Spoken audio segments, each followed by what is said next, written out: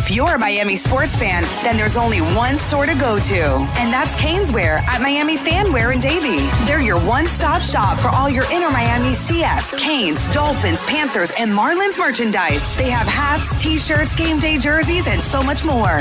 Located at 2511 South University Drive in Davie, and open 24/7 online at caneswear.com or innermiamiwear.com. Call them at 954-835-5597. Canes Wear, the spot where Inner Miami and all Miami sports fans shop. There's no need to drive around South Florida wasting valuable time looking for a new or certified pre-owned Acura. Go to the #1 volume sales dealership in the Southeast United States. Craig Zinn's Acura of Pembroke Pines. Purchase with pace and space in a dealership tailored to your needs. From home buying to providing that personal touch. Contact the 2020 Satisfaction Award winner Craig Zinn's Acura of Pembroke Pines. 888-776-5123. That's 888-776-5123. Or visit them at 15601 Pines Boulevard in Pembroke Pines. For over 16 years, EJDconstruction.com has provided South Florida residents quality craftsmanship, accurate project management, and exceptional service. That's why EJDconstruction.com is an A-rated member of Angie's List and the Better Business Bureau. When you're looking for the right custom home builder for additions or home remodeling, please call my friend Eric at 305-433-4843. That's 305-433-4843 for EJDconstruction.com.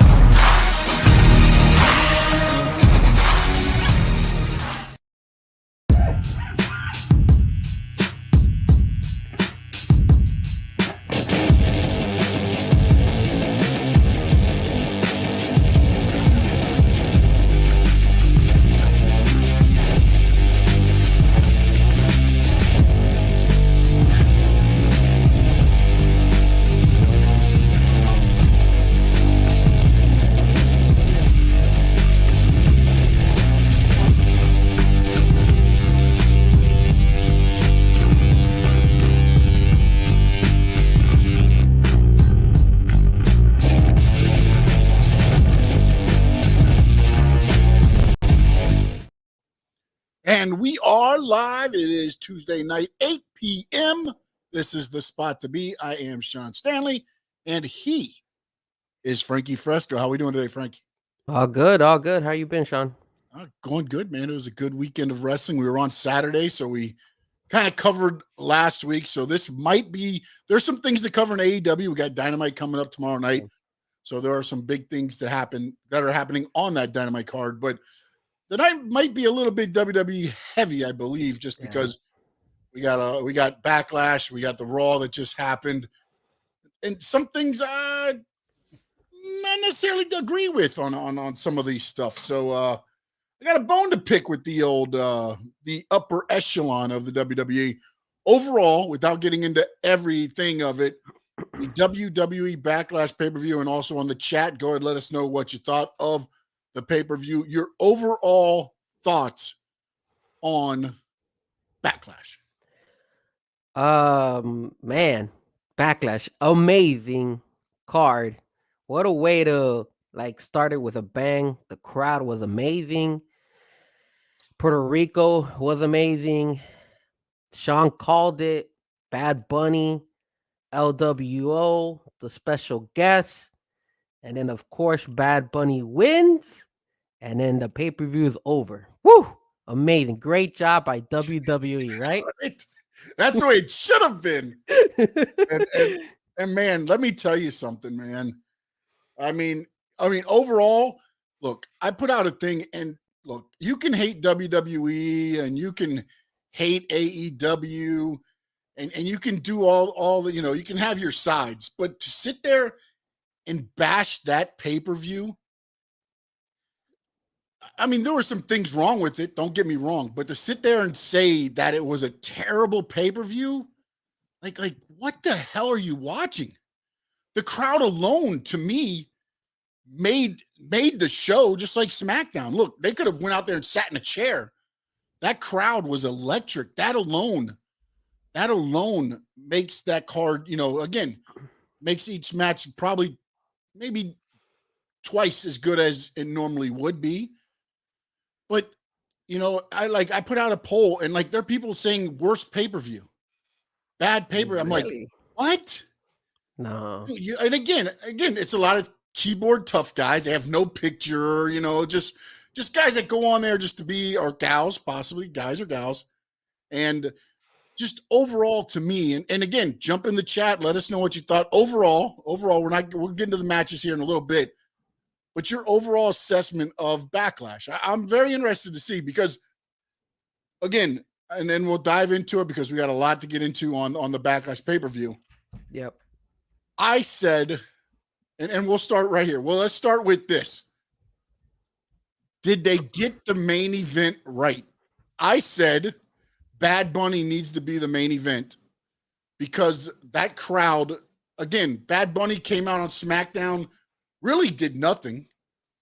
Stood eye to eye with Damian Priest, ended up hitting Dom with the kendo stick, and everybody powdered out.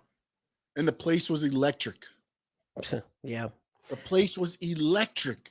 And I was like, that right there, I said, look, anywhere else, Cody and Brock main event. Anywhere else. Yeah. But on the island of Puerto Rico, there's no way you can't have, and I understood where you're coming from, Frankie. You said, look, they just showed everything that they could show on SmackDown. And I understand that. But that crowd, you could have done that for 6 days straight, and Bad Bunny would have got a king's welcome. I mean, he was the king. He's the king of Puerto Rico. There's no way. Right now. Yeah, right now. But hey, again, you were there Saturday, and you, to me, it was a fumble by WWE because, again, WWE needed to be Brock has the main event. Well, somebody just wrote 6 out of 10. So, yeah. I would give it like a. But here's my thing: if I tuned in after the Bad Bunny match, I probably would have gave the pay-per-view a 4. Oh, okay. So if I'm gonna give it a from 1 to 10, I'll give Backlash an 8. And the only reason I give it an 8 is because, like you said, it was going really well from the first match. That Bianca Belair match was actually really good. And then remember we spoke about, I had mentioned that Omos Seth Rollins fight wasn't even like promoted as much. Yeah. And it went really well too. I think Omos showed, that he, again, he's taking steps. And again, he fought Braun, he fought Brock. Seth is completely different, but he still showed steps of growing. When he went to curb stomping the first time, and Omos just stood there and like had his on all fours, and he went to curb stomp and he couldn't move him. I was just like, that perfect. It's just, again, it's the little things that make matches. It's not, you don't have to do 6,000 moves. If that's your thing, that's fine also. But it's little things in storytelling that to me go a long way. And I thought a lot of those matches at Backlash told pretty damn good stories. Io Sky, again, I think the Bianca Belair, and kudos to Bianca Belair a little bit too, because she went kind of heelish a little bit because the crowd was going, with Io. So she did a couple things, I think, out of character for what is Bianca Belair, but it worked for the match because, again, that crowd was behind Io Sky until Damage Control came out. Then it changed up. And again, we can talk about that also in a little bit. But to me, I thought every match, and including the last two, told decent stories throughout. The problem was the crowd was dead after the Bad Bunny match. Well, me, I said to you that they should have had the Brock Cody Rhodes as the last fight because that's what Vince probably wanted. So I was fine with Cody and Brock being the last fight. I don't know why in the world did they go ahead and put I that don't think 6-man Cody and tag. Brock were okay being the last match. I think they realized it towards the end. They were like, I think oh, they wow. realized at the very beginning, right after the whoa, and then Brock's music hit, and they popped a little bit, and then they went back down. But the reason it went down was because they had that 6-man tag. That made no sense. Well, not only that, but dude, after the Bad Bunny, there's nothing else you can do, man. True. I get you. But that was my whole thing of why they should. There's nothing unless Brock and Cody were going to go to the top of the building and do a hurricanrana off the top of whatever arena they were in. That was the only thing that was going to get them to pop more than what. Hell, not only Bad Bunny, you brought back a Puerto Rico legend in Savio Vega and Carlito. Yeah. Again, I think the only reason I would say that the Brock and Cody was okay was because they had not brought out Brock. So, you're trying to sell Brock now. So you're trying to go out there and show the Puerto Rico crowd, hey, look, Brock Lesnar, hey, what's up? And they had not seen him. They had already seen Cody, but they had not seen Brock. So that's why I was okay with Cody and Brock.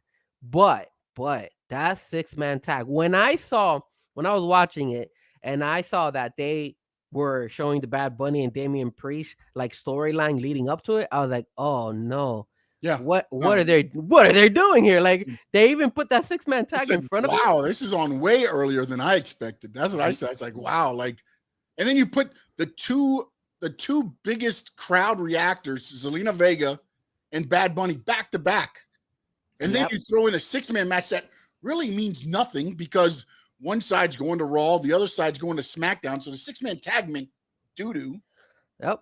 So it just to me, the last two matches just seemed that. And then, to be honest, man, look, I don't know what was off in the Cody Brock, but it just felt like it was like almost like phoned in. Yeah, there was some.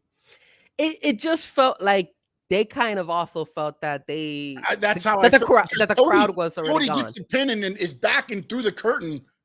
I mean, in like a minute and a half. I mean, he didn't even stick around. And which, again, I know you get the cheap win, you powder out and you do the thing, but like he didn't even stay in the aisleway to celebrate. He walked straight back to the curtain, like done. He went back and left. Yeah, and then now there's video circulating. The crowd gives Brock a standing ovation, which is louder than anything else that happened in the last two matches. After the show was over, Brock's doing his little dance thing in the ring, and the crowd's cheering him and giving him a standing ovation and things like that. So if you see that, that's why I was okay with Brock Cody being the last match, because at the end of the day, could you imagine what the response would have been if that's Bad Bunny, the LWO, Carlito, Savio Vega? Well, we saw the reaction. No, but if that's what's going off of air, that place, they would be singing Bad Bunny song like they did with the intro. Yeah, absolutely. I don't disagree with you. I thought they did a really good job. Obviously, with the whole match of the Bad Bunny Damian Priest match, I just felt that they made Howard. He was listed as the producer for that match. They made a huge mistake when it came to the 6-man tag. I was fine with the Cody Brock, but I agree. We could have gone either way. You could have gone with the Bad Bunny fight being the last one, or you could have just gone with the Brock Lesnar Cody one. It didn't make any sense, that 6-man tag. It would just, I know that they were trying to build the little story between Solo and the Usos, like once again trying to create that tension between the bloodline, but still it wasn't enough. Man. They could have done exactly. Exactly. That match was the one that kind of, in my opinion, hurt them, because they were in a very, very high moment with that Bad Bunny fight, and then you could sell it. You give the crowd a chance to go and but see, here's the one thing is what they should have done then if that was the case is like, I mean, they would have been better off putting the Bad Bunny match than maybe Zelina, because then at least you keep the crowd. If you wanted Bad Bunny to be like, and then a match between, you still would have been better to put maybe Zelina in that position than the 6-man. Because after the 6-man, it just, again, there was nothing on the line for that. And then you go into Cody and Brock. And to be honest, there's nothing on the line for Cody and Brock.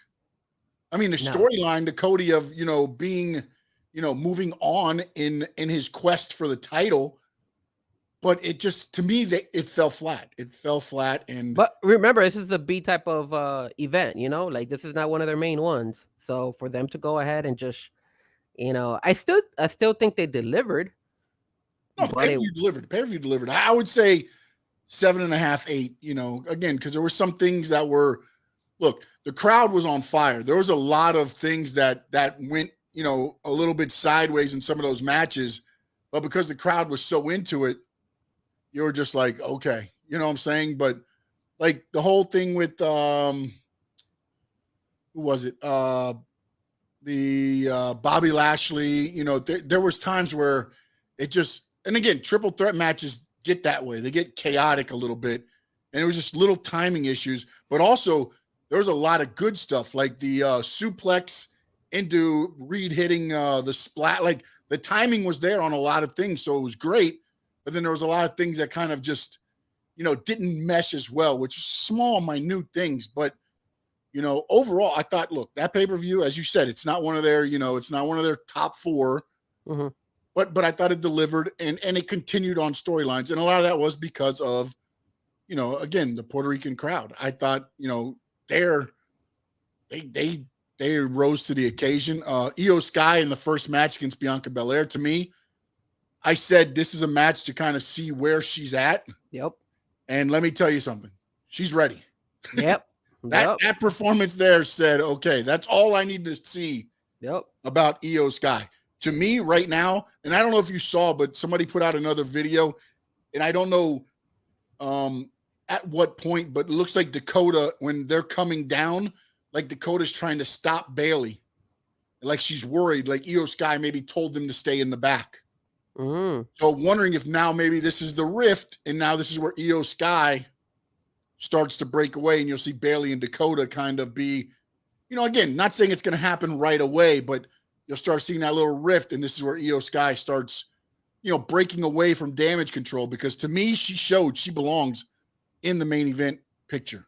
Now, let's give props to Bianca Belair. Obviously, a fight between Bianca Belair is one of the reasons why she was able to hang as well. Now, let's say if you put her against Asuka, are you going to get the same reaction? Is it still going to be the same? Is she still going to be able to deliver the same way she delivered against Bianca? If she delivered on that stage with that, I have to believe that she could deliver with Asuka as well. I would have to see how she does against like somebody who's not a champion. Remember, Io Sky was the NXT Women's Championship for a longest time. Then she got hurt, and then she got called up to the main roster, and then there was another injury, and then there was nothing for her. So she's been in a title picture before. She is, there's a reason they signed her from Japan, just like they signed Asuka, just like they signed, all the Japanese stars.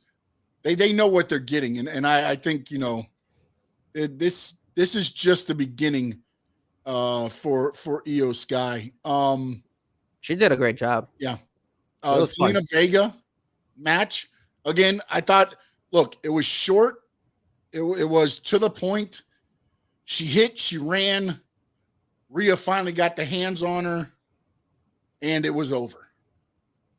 I thought Zelina delivered what she needed to deliver, and I thought she got the rightful ovation before and after the match from the hometown crowd. I remember we spoke about this. I asked you what else can she bring to the table, and I think what she brought to the table was her background. The Puerto Rico, the emotion side of the fight. That was impressive. The way that costume that she had on, yes, man, that was impressive. And then, her standing in front when they're introducing them, and then she starts, to ball out because the crowd is just giving her a great standing ovation. Like that, you knew that she was going to lose, but man, did they sell you on the emotional part in that fight. And they gave her that chance, like that one time where she was just fired up and was hitting her with a couple quick moves and got the quick 2 count, and you're like, oh, it's almost there. And then Rhea got her hands on her and just they nailed it when it came to that. Like if I was Puerto Rican, I would go ahead and be emotional and be like, hell yeah, that's awesome, man. Way to represent my country. So I was impressed. I was like happy with that. I was like, yo, this is good. And again, it fell in place. It was going well. We were jumping from Bianca Belair, Io Sky. Then you had Zelina and all that. So you had a good reaction, and the crowd was into it, man. That crowd was still getting hyped. They knew what was happening. I mean, it was good. I was very happy with that fight as well. And then let's see, Omos and Seth Rollins. We kind of discussed it a little bit. I knew Seth Rollins was going to be there. I didn't know how it was the chemistry between the two. Correct. And damn it, they nailed it, man. I thought it was very well planned out. Omos hit the big moves on him, the power moves. Seth gets away with he hits the corner hard. He goes down, hits him with one stomp, goes to the top, hits him with the stomp from the heavens, and 1, 2, 3. And again, Omos, the good thing about it was 1, 2, 3. He waited another second and a half, and then he got his shoulder up. So it showed that he stunned him long enough to get the win. But if he would have waited a little bit longer, the match could have kept going. So I thought it kept, again, Omos hasn't won a match, but damn it, he's looked strong and he's progressing to me. And well, you had said before that you have seen Omos to be more like just like a phenomenon, somebody who's tall, who just, it's gonna like catch your eye and that's it, but not somebody who's gonna eventually challenge for a belt. Has that performance kind of changed your mindset with Omos? I mean, my only worry is once you put a belt on him, who takes the belt off of him? No, I mean, but he's lost plenty of times already. Oh, I understand it, but you got to make him a monster if you're going to put the belt on him. It isn't like he's going to get a fluke win. He's not rolling up Seth Rollins 1, 2, 3 and winning the World Heavyweight title. No. He's got to be that monster, which I think what they're doing now is perfect for him. He doesn't need a belt. He's the freaking Nigerian giant Omos. You know what I'm saying? Like that's all he doesn't need to be the heavyweight champion Omos. But what about giving him a USA belt or an Intercontinental belt? Eventually. Doesn't need it. I agree. He doesn't need it, but I can see him in the future becoming one of those guys. I don't think he will. I don't see him as a world heavyweight. I don't. But I do see him. But you have to remember the US title and the Intercontinental titles are your workers' titles. He's not going to be the worker bee like that. He's not that guy. Yeah, but you could get away with. I mean, picture. He doesn't need it. That's the whole thing, though. It's like why? I get it. WWE wastes belts all the time. They make belts for everybody. But why waste the belt and put it on somebody that doesn't need it? Well, again, it's not so much that he doesn't need it, is if he works his way to it and he deserves it. I think that's what's gonna eventually happen if they keep putting him like this. Because you don't think it will be. I think it would be so awesome if you had him against Gunther. Whoo, what a fight! Well, I think it'd be a good match, but also I think Gunther goes over. No, true. But that's what I'm saying. Like, but can you? That guy, he's that guy where you're like, because again, with what they did with Seth Rollins, what happens? He beats Omos. What happens the next night? That was his catapult. Yeah, but and he gets into Raw, and we'll get into Raw in a minute. But that was the whole because I was like, why even put this on the card? It was to build up for what was going to happen the next night on Raw. Again, it was only because they needed. I thought they only put that match was because they needed to give Seth a win at Backlash. That way they could build him up for Raw. But you could have put anybody on there to go against Seth. I don't think it was necessary for him to have gone against Omos in order to get over for Monday night. Big win over Omos leading into the tournament. Come on, man. I mean, Bobby Lashley has beaten Omos before. What has that led not him the to? Night before, not 2 nights before. Again, I think it was just a match that they threw in there that they did really well. But Seth is so big already, and we all know that he is a contender for that belt. He made it. Yes, but it solidified it. It solidified it. Him beating Omos. Yeah, but if he would have beaten anybody else, like another title contender. But why would you have him beat another title contender when you got the 12 title contenders in the next 2 nights? Well, no, I mean, if they would have had. But that's what I'm saying. Like, who else do you throw in there? You can't beat Finn Balor because he's going to be facing him in the tournament. You know what I'm saying? Like, we didn't know that at that time. Oh, we didn't know that. We knew who was going to be in the tournament. Yeah. We knew the 12 men. But you're making it seem like Omos was the only guy they could have put on there. I think they could have put somebody else to also propel him to. But to what Monday. I'm saying is, I think he was the perfect guy in that situation to elevate Seth even more than what Seth already is. The opening spot to me solidified everything. Seth's in the middle of the ring getting serenaded. All of a sudden, out of the dark, big boot, bam! Yeah, that was really good. That was He's funny. out, Seth Rollins. I was like, yes, That was good. great. See those, like you said, those little small little things were the things that were leading that Backlash to be impressive. And I was like, man, they're hitting in every spot when it comes to these matches. But again, like just I didn't see anything wrong. I do see in the long run, if he continues to work and make his way and progress, I don't see him having any issues eventually holding maybe like a USA belt or holding an Intercontinental belt. But later down the road, I'm not saying right away. I'm just saying if he earns it, if he works his way over and people start gaining on him and say, hey, you know what? This guy's not that bad. Let's go a belt. Why not? I wouldn't mind. I wouldn't mind. Does he need it? No, but if he earns it, then yeah, go Yeah, for you're it. that guy. You're that participation guy. Everybody gets trophy. No, not a participation, but Every trophy. but you got. I mean, if the guy is working his way up and he's, I mean, look, can you tell me that Dude, he's been at WrestleMania. He's been in Saudi. that was his best? That was in probably his. Backlash. I mean, that what I'm was saying, his best fight that he's is ever your had. kudos. The fact that you're getting a match with Brock Lesnar, you're getting Braun Strowman's first match back. You're the guy that's being put in there to elevate Seth Rollins. You think he's happy with that, man? I mean, Oh yes, man. all right, bro. If he's happy with that, then kudos to him. If I was him, I'll start eventually saying, "Hey, look, like I'm fighting all these guys, and I'm putting on a show. When is my time?" Okay, we'll see. We'll see when is his time. All right, let's go to chat real quick, and then we'll jump back into Backlash. Dad's in. Nate G, what's up? Corn Iowa Productions, 6 out of 10. Terry, what's up? Nate G gave it an 8. Ooh, nice.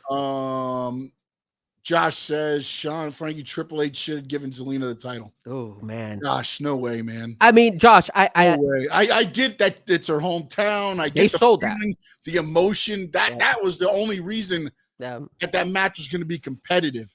But Yep. there's no way that Rhea Ripley wins Royal Rumble, beats Charlotte at WrestleMania, and loses to Zelina the pay-per-view after.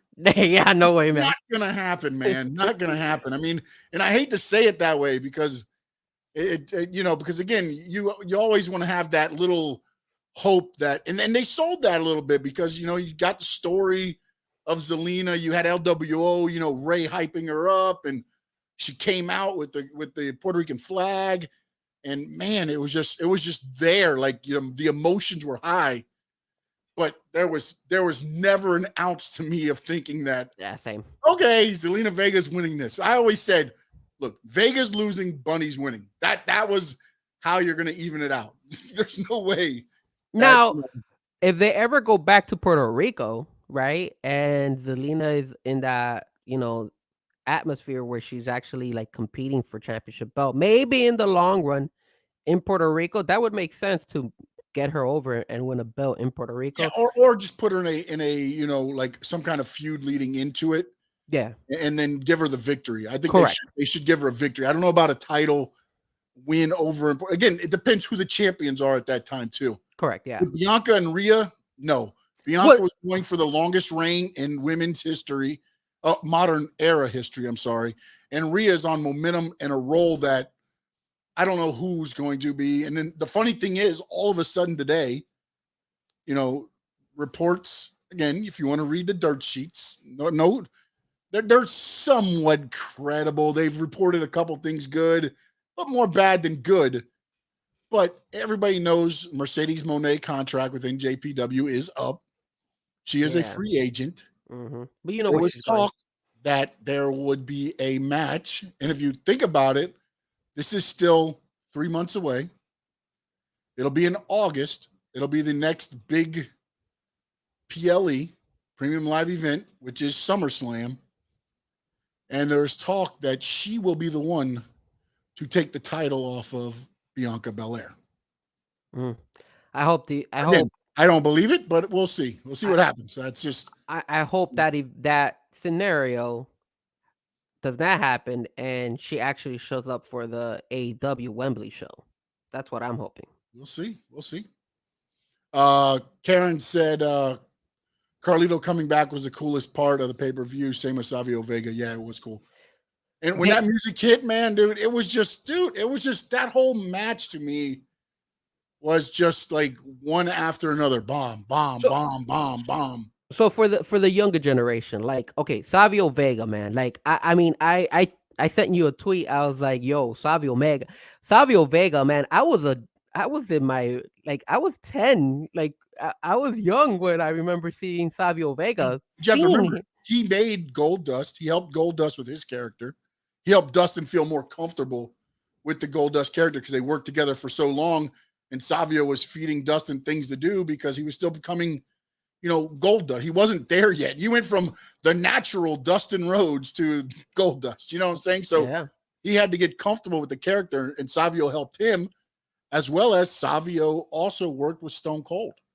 There's a lot of stuff that and he still, to this day, I believe he's still doing like more hardcore matches in Puerto Rico, but he is running the IWA, which is the company that was founded by Carlos Colon, Carlito's dad. Well, then I like the way they tied Carlitos and Savio. So for like the older generation, like you and myself, we know about Savio Vega. A lot of, like, I remember I asked my brother, I was like, oh my God, it's Savio Vega. And I wanted to get my brother's reaction, and he was like, oh, that's cool. But I could tell that my brother he doesn't know. Yeah, 100% sure. Yep. He wasn't sure about who Savio Vega is. But when I sent him a message, I said, yo, Carlitos is out here. Everybody knows who Carlito is because he's been more recent. A little bit more recent, yep. Yeah. So then immediately we were like, holy crap, Carlitos. And they nailed it, man. They nailed it. When they brought his song and people went, wow, that Puerto Rican crowd, my God. I was like, yo, I can't believe they brought him. How can you, I don't want to jump again to this, but how can you have all this stuff going on and then you don't have it as the main event or the co-main event? I didn't even know about surprises. I was just thinking the reaction to Bad Bunny because, man, they showed, did you see the WWE, what they released? They had somebody, I guess, on a phone or camera with Bad Bunny in the back, like not the back, but as he was about to come out and his music hits. And the crowd, it's like a concert, man. They're waving, they're bouncing their hands up. They're singing the song. I don't know Bad Bunny song, so I'm not going to try. You want to know what's the funny? And then they had the little, I guess it was a drone or maybe one of the drop cameras that swing go over the crowd, man, and it looked like a concert atmosphere. Well, you want to know what's crazy was that they didn't even censored the Bad Bunny song, so it had like they didn't care. Yeah. So that's why I was like, on Peacock, they don't care about that. So I was like, yo, like when he came out, and you know what, Bad Bunny did a hell of a job coming out with that song. Like that's one of, you get a pop with that song if you listen to Bad Bunny.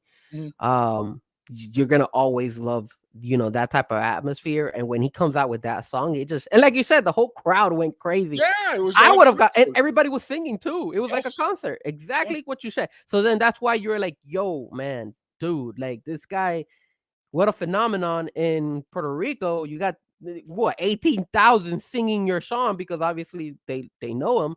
And then he even goes and he's like, wait, hold on a second. I'll be right back. He goes and gets his cart full of all goodies. The Jack tribute there. Yeah. And then the chain around his neck, pushing the shopping cart down. Dude, I'm telling you, man, I'm so impressed with Bad Bunny. He respects the business. He respects the wrestlers. He respects the history.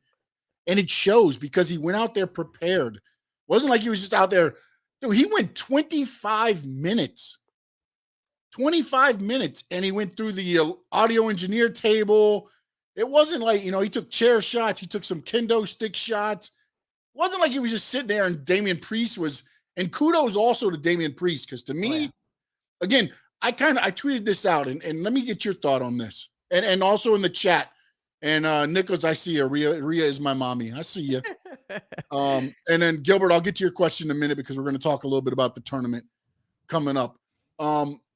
For me, that Damian Priest Backlash moment was the Sami Zayn, Johnny Knoxville moment, WrestleMania last year. They put Sami in a spot. Sami came out smelling like flowers, and then he started his evolution up. Again, not saying it's going to be the same evolution to the main event picture, But to me, it showed that you can trust Damian Priest and you can give him more. Good point. You know what I'm saying? Good point, because that Sammy Johnny Knoxville fight was a good fight, and it, I thought you were comparing Johnny Knoxville and Bad Bunny, but no.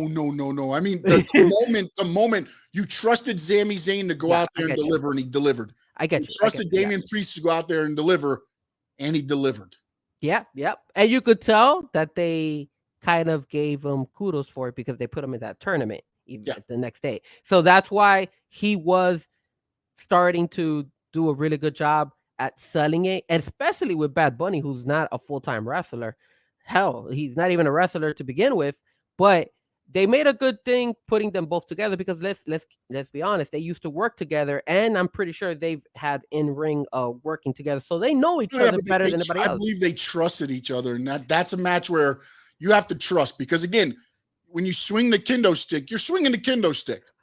You're not going a little tap. No, you're swinging it, but you're also hitting in the abs. You're hitting in the upper back. You're hitting in spots that you trust them to lay it in. And then I love the way that, again, it's the little things to me. It's Damian Priest does the spinning kick. Bam, kicks the post. What does Bad Bunny do? Gets a kendo stick straight to that leg, then pulls him out, wraps the leg around the post a couple times. Then he gets cut off. He does a couple things on Bad Bunny. He misses something, and Bad Bunny locks in a figure four. Little things, man, stayed right with the leg. I love the little things. And remember at the beginning, this is what I really enjoyed as well, and that's why I was giving kudos to Bad Bunny. And I know people are probably like, why in the world are we giving kudos to Bad Bunny?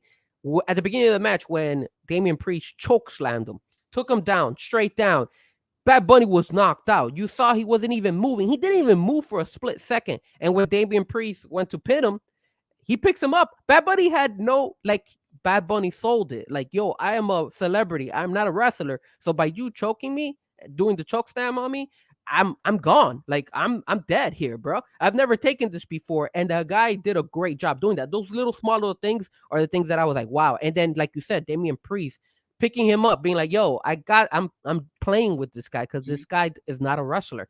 And every time Damian Priest would hit him, Bad Bunny would jump all the way down and fall down to the ground. Those little things are like, wow, this guy actually is selling what a lot of people, what regular wrestlers don't typically do. Sometimes. It's true. And I was like, wow. I thought the placement of, Balor and Dom coming down was at a great point of the match. Sure. Because it allowed that lull, because then after that, you had Ray come down. They beat Ray down. Then here came Carlito first. They started beating them up. Then Balor and Dom started, going to the back. And then Savio came out first. Then LWO comes out. Then there's a little fracas there in the middle. Balor kind of get ready to leave. That's where Savio works in with Balor.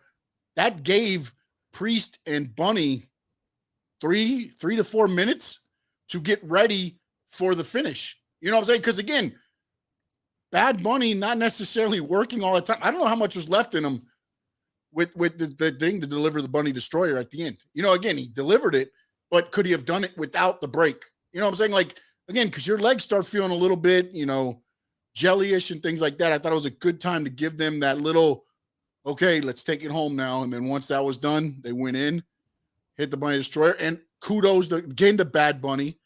The cover, not a professional cover.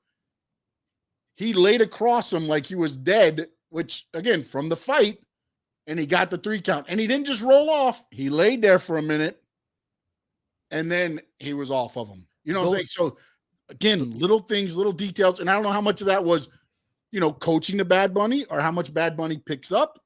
But, whatever it was, kudos one to Bad Bunny for either watching it and understanding it. Kudos to whoever, kind of instructing it, and then also Bad Bunny for executing it, because it still has to be executed. You can be told 300,000 times. Doesn't mean you're going to go out there when you get in front of 19,000 people and remember everything. And you want to know something? I think this also shows that Bad Bunny has been a hardcore wrestling fan for most of us. Like, he's been watching wrestling, because whether they coached him or not, those type of things, the way he sold them, you're not gonna do it as well as he did it. Mhm. Look at Logan Paul. You could tell that Logan Paul hasn't been a wrestling fan for a lot of No, years. no. You could tell. You could tell that they just put him in there, and He's he's very become athletic, and he can. yes. But you can't. But with Bad Bunny, all those little single things are impressive because you're like, yo, this guy's actually selling it. Like if he was been doing this all his freaking life. And on top of that, like you said, the trust, Damian Priest, Puerto Rican heritage as well, Bad Bunny, Puerto Rican. So they did a great job matching those two guys because they're from Puerto Rico, or they have connections to Puerto Rico. And then, like you said, like the chat, like the crowd, the chat has said, bringing in Carlitos. I personally, I think they should resign him. The guy looks great for how old he is. He actually looks better than when he was before. And I, from what I remember of what I've seen, he's been doing a couple indie shows here in South Florida. So I was like, oh, I'm pretty sure he's done it in other places, but he looked great. And I was like, man, they should eventually bring him. If there's one little hiccup I do have to say about the fight, I don't think it was about the fight. It was mostly WWE's production. When he went to go spit at Dominic, they almost missed him. Like they got towards the very, like they changed that angle view, and it was kind of like you saw like the very end. After the 619, Dom right into the spin. Yeah, I did notice that as well. All right, so I think we pretty much covered Backlash. Okay, I want to cover the main event with my next thought here. Hold on a minute. Sorry. Josh says Carlito looked awesome. Yes. Anthony Mazzano says, I understand you guys are not in the business when it comes to wrestling competitively and pro wrestling today. Is it easier to teach elite athletes from other sports the ins and outs, or train independent guys in the soul of wrestling that WWE is trying to teach their guys? It's both ways, man, because for me, like, I was a lifelong, so I understood it. So as they were training me, I picked it up a little bit quicker because I understood watching it for so long.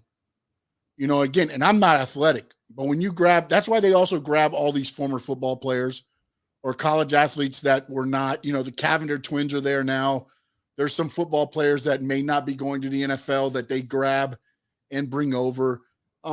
It's easier to teach them from the athletic because, again, one of the things, and again, it's changed a lot now since Pat McAfee, Logan Paul, and Bad Bunny. Because to me, all three of those guys can work matches. Celebrities used to come in. Remember, back in the day, Jersey Shore, what was the girl? Snooki? She did a 6-man match at WrestleMania. She got tagged in. She did this little moonsault, back elbow, did quick moves, and was out. That's kind of what the celebrities did. They trained them to do one or two spots, and that was it. Kudos. They looked great. They got them on the show. They got the work. But now, when you saw, Shawn Michaels worked with Logan Paul. You can tell how good he picked it up. But also, you have to remember one thing, too, is these guys are training for 6 to 7 hours a day. It's not like when I was training, I trained 6 hours a week, maybe, because you did 2 hours and maybe 3 hours a day, 3 times a week. But these guys, and some of these guys have rings. I'm sure Bad Bunny probably's got a ring at his house. All of a sudden, Damian Priest flies in. They can go over matches. So things have changed a lot. But you have to have a little bit of a love for the business. You have to understand it to pick it up the way a lot of these guys have. I'm not going to say, I think Bad Bunny's got more, and Pat McAfee have a lot more, love for the business than Logan Paul. But Logan Paul has a respect for the business and what they do. And that goes a long way because you can tell when guys go in and don't respect and just think, hey, I'm here for a payday. It shows in so far, they've lucked out with McAfee, Bad Bunny, and Logan Paul because those guys, whatever they're paying them, they've delivered.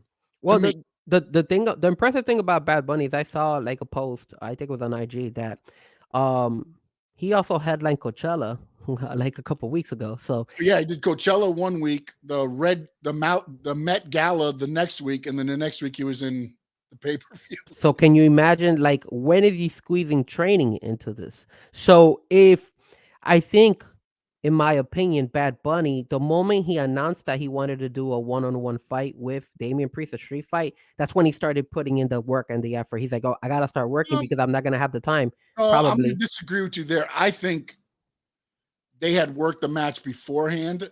WWE saw it and was okay with it. Not saying they did the whole match, but they saw enough to where they said, okay, you two can do, because they're not just going to be like, okay, you guys are going solo without knowing. And Oh, again, yeah. No, I it agree. could I be agree. Bad Bunny. Again, if you're in New York, you find a gym with the ring. I mean, hell, if you watch AEW All Access, they're training at a gym where there's a ring there, and you'll see them go in there from time to time to work. You can find a gym or somewhere. Flatbacks is a school down here. There's places you can find. And again, Bad Bunny's got a private jet, I'm sure, or WWE's got a private jet. Fly him in real quick to the Performance Center. Hey, we need you for 2 hours. Show us what you got. Yay, you can go one-on-one. No, you can't go one-on-one. Then you start working the ins and the outs to it. But also, when you get into that type of match, there's not a lot, you're not sitting there going hold for hold either. So you learn the basics and you go. I obviously times have changed as well. So like the technology, the ability to the way things have changed in every sport as well helps the Yeah. cause. So it's Yeah. not like the same type of training that you had back in the 90s and 2000s for wrestling. Now you're having way more sophisticated stuff, I'm assuming, as well. Yeah, the more And sophisticated, and also it's just I think the training, the methods of training, your CrossFit correct. training, your everything else. It's not the big bulky, big muscle bound guys all the time anymore. So I think that has that's changed a little bit there. Let's get a couple more real quick. Anthony's got a couple more questions here, and then we'll get into what I thought was a terrible call by WWE upper echelon, but we'll get into that in a minute. What are your thoughts on the rumors that apparently Triple H trying to bring Conor McGregor in, signed a contract? Do you feel it's a mistake? Because look, I mean, I don't think he should bring him in. With the guys you've brought in, I don't think Conor can perform to what you've gotten from Logan Paul, what you've gotten from Bad Bunny. I think it would be a mistake to sign him. If you sign him, it's just for money. And I don't know how much Conor McGregor these days brings in. My opinion, I think it's a great idea to bring him. And I think the reason it's a great idea to bring him is because everybody tunes into Conor McGregor. Everybody. Look how many people were watching Bad Bunny. If I'm not mistaken, this Backlash was one of the highest watched backlashes. Backlash. Yeah. So imagine if that's what you got from Bad Bunny. Here's one thing though. You have to put him in there with somebody that could handle him. Of course. And I'm not saying, hey, bring him in and immediately like and he's gonna, take over or something like that. Like you need to put him in there with Lesnar, Lashley. Yeah. No. But I mean, but I'm saying, that's the thing. Like, do you trust him enough to put, and again, now that I don't think with Endeavor though, I don't know what the situation is with Conor McGregor and Endeavor, but that might be a no-go anyways because of the situation, whatever they've got going on. But I don't think they should put him in to like automatically start wrestling with these high-end guys. I think they should coach them and work them. Not saying to put them in NXT, but I'm saying to help them develop little by little. He's not going to do that, man. Well, if there's a difference between whether he wants to and if he's willing to. You understand me? He's not going to sign a contract like these guys do for NXT. If he signs, he's going to sign a celebrity deal like what. Oh no, I agree. But what he's not going to go to NXT and no. I'm not saying what I'm saying is he's not going to go that NXT route. But what I'm saying is that they're going to have to train him and coach him all the way because obviously he doesn't have the wrestling, knowledge right now. So he has to work his way up now. If he works his way up and he's able to hang with these guys, absolutely. Why you're telling me you wouldn't want to see Conor McGregor versus Seth Rollins? I think that would be awesome, I don't want bro. the headache. I don't want the headache. What happens if Conor says, you know what? I don't feel like losing, and he hooks a freaking all of a sudden out of nowhere an arm bar on Seth Rollins or something in the match? But again, man, that's wrestling is not the same as UFC. Wrestling, Vince McMahon runs the show, Triple H runs the show. It's all already pre-worked out, and this is not like they're gonna tell him, hey, you're gonna lose, and if he likes it or not, and if he doesn't like it, then you know what, go sit in the back. We don't need you. There's too many stars here. That's what I'm saying. Why deal with the headache? Look at Why Ronda deal with the Rousey. headache? You're fine now. But- Why but- deal with the headache with what you got? But You're I think for WrestleMania one-off, maybe, but for now, like, no. but you don't know, You talk around Royal Rumble time. you don't know what you're gonna get with these UFC fighters, because look, let's keep it real. Ronda Rousey had her pop when she first came in, and she did a really good job. They started bringing more. Bobby Lashley's a MMA fighter. Shayna Baszler, an MMA fighter. You have a lot of these athletes, like you said, that they feel confident. Shayna was an independent wrestler before Ashley was doing her MMA career, and Lashley was wrestling for the Army, and then he went into his WWE, and then he got a chance for Bellator and all that stuff there. So I mean, yeah, but I just why give yourself the headache of Conor McGregor? That's all. That's my only thing that I would say. The only thing is that I think you're jumping the gun. You're jumping the gun, assuming that he's gonna be a headache. Maybe he is. Maybe he isn't. His history shows that he might be. His history shows that he's gonna tells me, dude. Yeah, why? his history shows. But again, Conor McGregor, bringing him over brings more views, man. I'm gonna tune in. And then again, you just finished mentioning that Endeavor's in it. I mean, Endeavor realizes how much eyes are on Conor, and he's not fighting anymore in MMA. Hey, bring him over to wrestling. We'll get that crowd as well, because now you're bringing MMA fans over to the wrestling world. You got to make sure that he understands, because he's also a guy that has no respect. He's about himself. Conor McGregor is about Conor McGregor. That's it.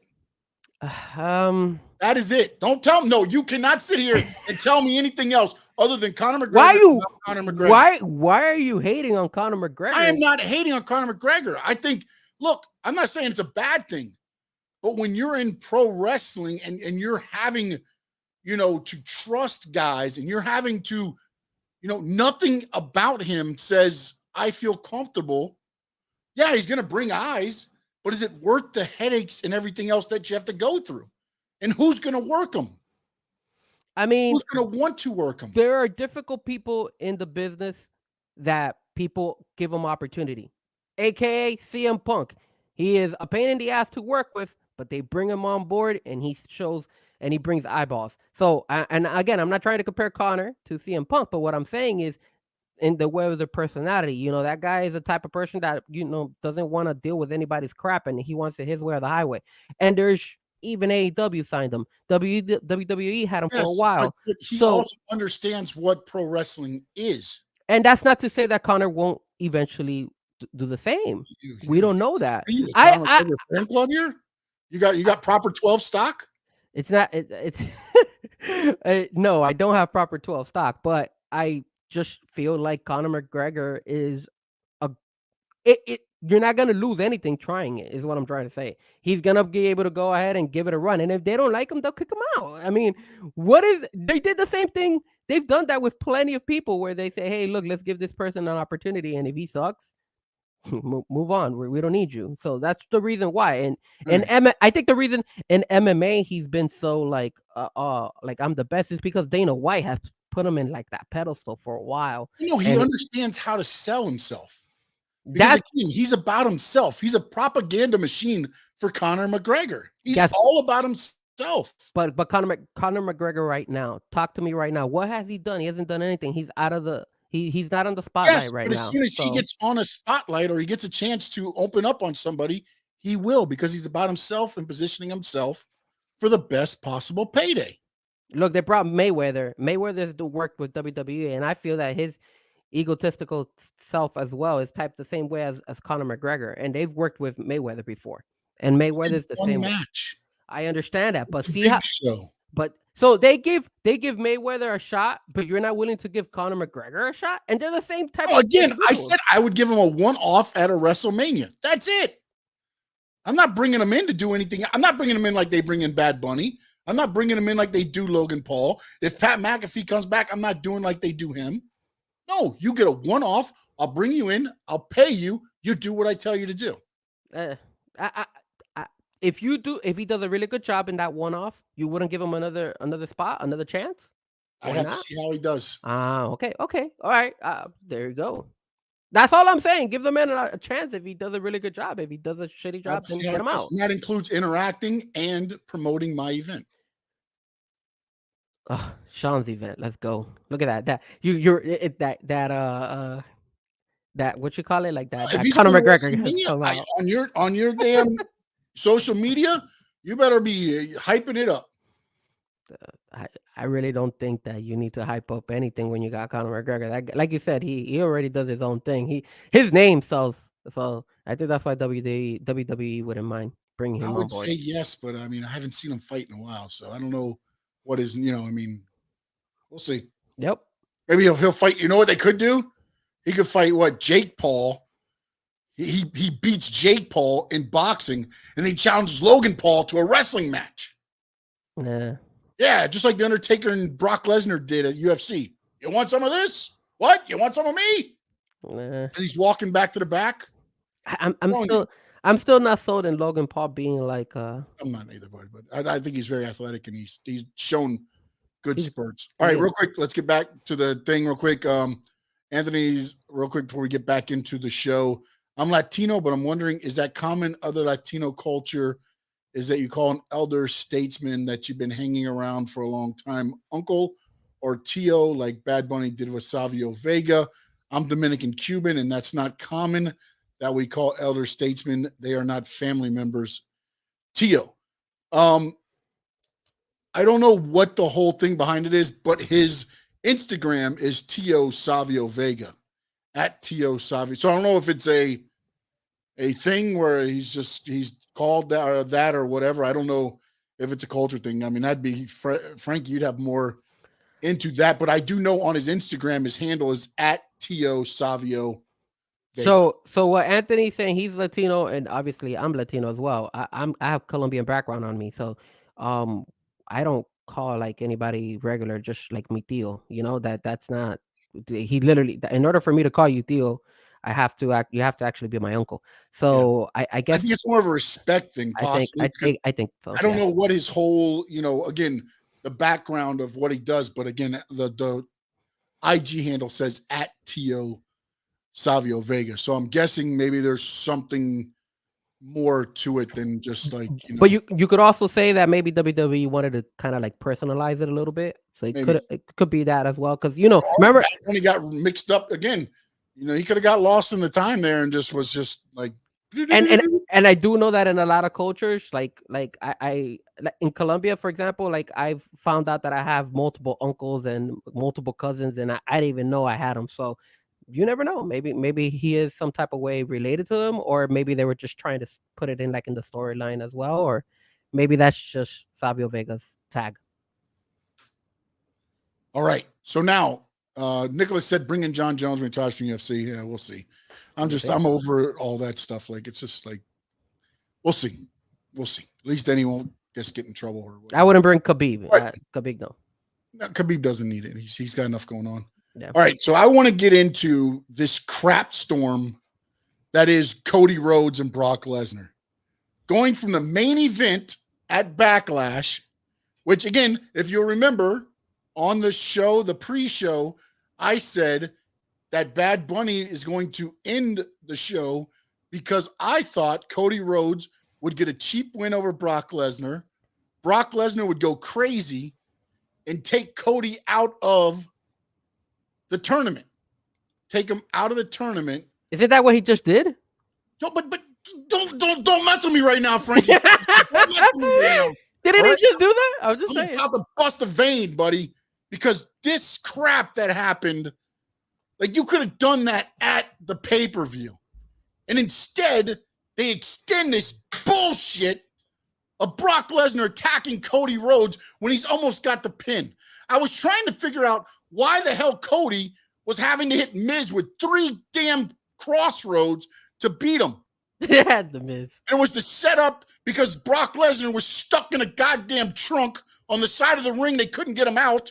So he had to keep hitting him until Brock was in position.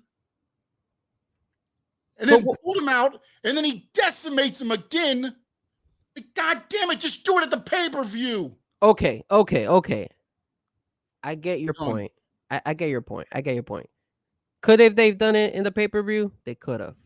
But did they do it wrong by doing it on Monday night? No, they didn't. They didn't do it wrong by doing it on Monday night because remember, now we got Backlash is past. That happened over the weekend. Great. Now we got to move on because they have Night of Champions right around the corner. So they need to, and that they were going to put Cody Rhodes some way, somehow in that tournament when they announced it.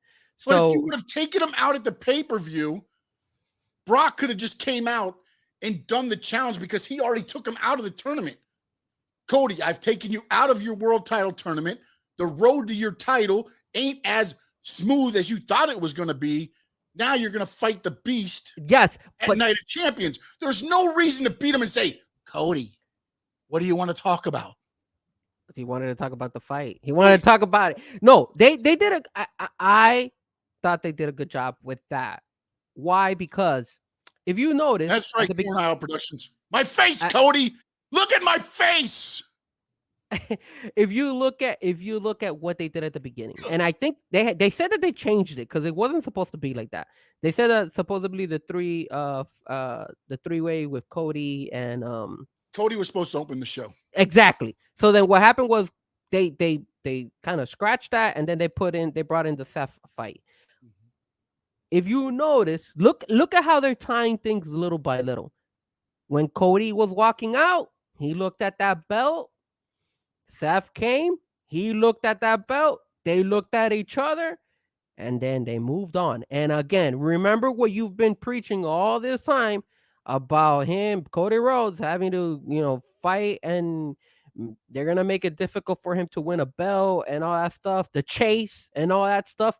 That all ties to all that, man. So why are you complaining on it? No, because it was just ridiculous. It's not ridiculous. It's ridiculous. Nah, it wasn't. And then you're saying that it was. Cody need to come out. Why? Dude, if you could have taken him out, look, from what happened at the pay-per-view, he wins and then he just leaves. Well, that goes to show you, why would they make him get beat up at the pay-per-view if you yourself said, okay, hey, they were lackluster. They were lackluster, man. You're fighting a monster, okay? Okay. A monster is beating your ass. You get a cheap victory. Get the hell out of there. Okay, and then you're coming out the next night and being like, now that fight is over, you really think the fight's over with the monster because you rolled him up and you got a cheap-ass victory? But there's more story to it because remember, they had put him as the in the tournament. And then remember, they had put in Brock Lesnar as a free agent. So the draft is playing a part in this as well. Here's the problem. So all those little things are factors you got to look into. No, but my problem is this. I can only boo-hoo for Cody so many times before I say, fuck it. Well, you said that. You remember, we spoke about this a while back. Yes, I can only say, damn, they got him again. Are people going to get tired? Are you that damn stupid? You did say that. At this point, it's almost to the point to where it's like, I get it, there's got to be a chase, but I would have rather them beat the crap out of him, left him laying after the pay-per-view. That been, Cody decimated, zooming into his face, going off, or them wheeling him out in a whatever. I mean, I get it. You probably can't do the stretcher thing again because you already did that at Raw, but you could have done something where the officials are over him and then being like, due to his injuries, he's out of the tournament. So now you've cost him the tournament already. It just, to me, feels like you're trying to build up too much sympathy on Cody now. Well, if you would have done that at Backlash, who would you have put in that fight between Cody, Finn, and I forgot who was the other person who was in that fight? The Miz. Who would you have put in instead of Cody then? Who? I'd have to look at I have to look at see what. And remember, Cody, you could have put somebody in there because again, it's not that Cody isn't fighting. Cody was taken out. But remember, everybody when we saw you have to substitute. I'm not saying that's going to be a perfect substitute, but again, you would have accomplished what you needed to have accomplished without again having that. It just to me feels like you're almost forcing the sympathy of Cody going. It's almost like, look, AEW, the first 3 months of the thing, he lost to MJF and he could never challenge for the heavyweight title again. Correct. That killed him. And I almost feel like this is the same thing, except it's almost like, okay, he's going to get it. Oh, he gets pulled away. Oh, he's going to get it. Oh, he gets pulled away. I can only do that so many times before I say, dude, wisen up. Watch your back. Almost look stupid. Watch your back, homie. No, but okay, but let me ask you this. If you remove Cody out of that triple threat match, would that fight be relevant? Would you be like, oh man, those three guys deserve to be in the title shot? But again, you've taken him out by injury. You're not just saying Cody Rhodes is late to the show, so we're replacing him. No, he was taken out by Brock Lesnar, which ultimately he just did again. He was taken out on Monday. He was taken out on Monday. Why even put him in a damn match? Because when everybody was looking at that tournament, what did we all say? I said Seth Rollins. And who was going to win the other match? Did you think Finn Balor or The Miz was going to win it? No, you thought Cody was going to win it. No, I knew Cody wasn't winning it. I knew Cody was not going to win that match. Ask the chat. If the chat agrees with you, ask.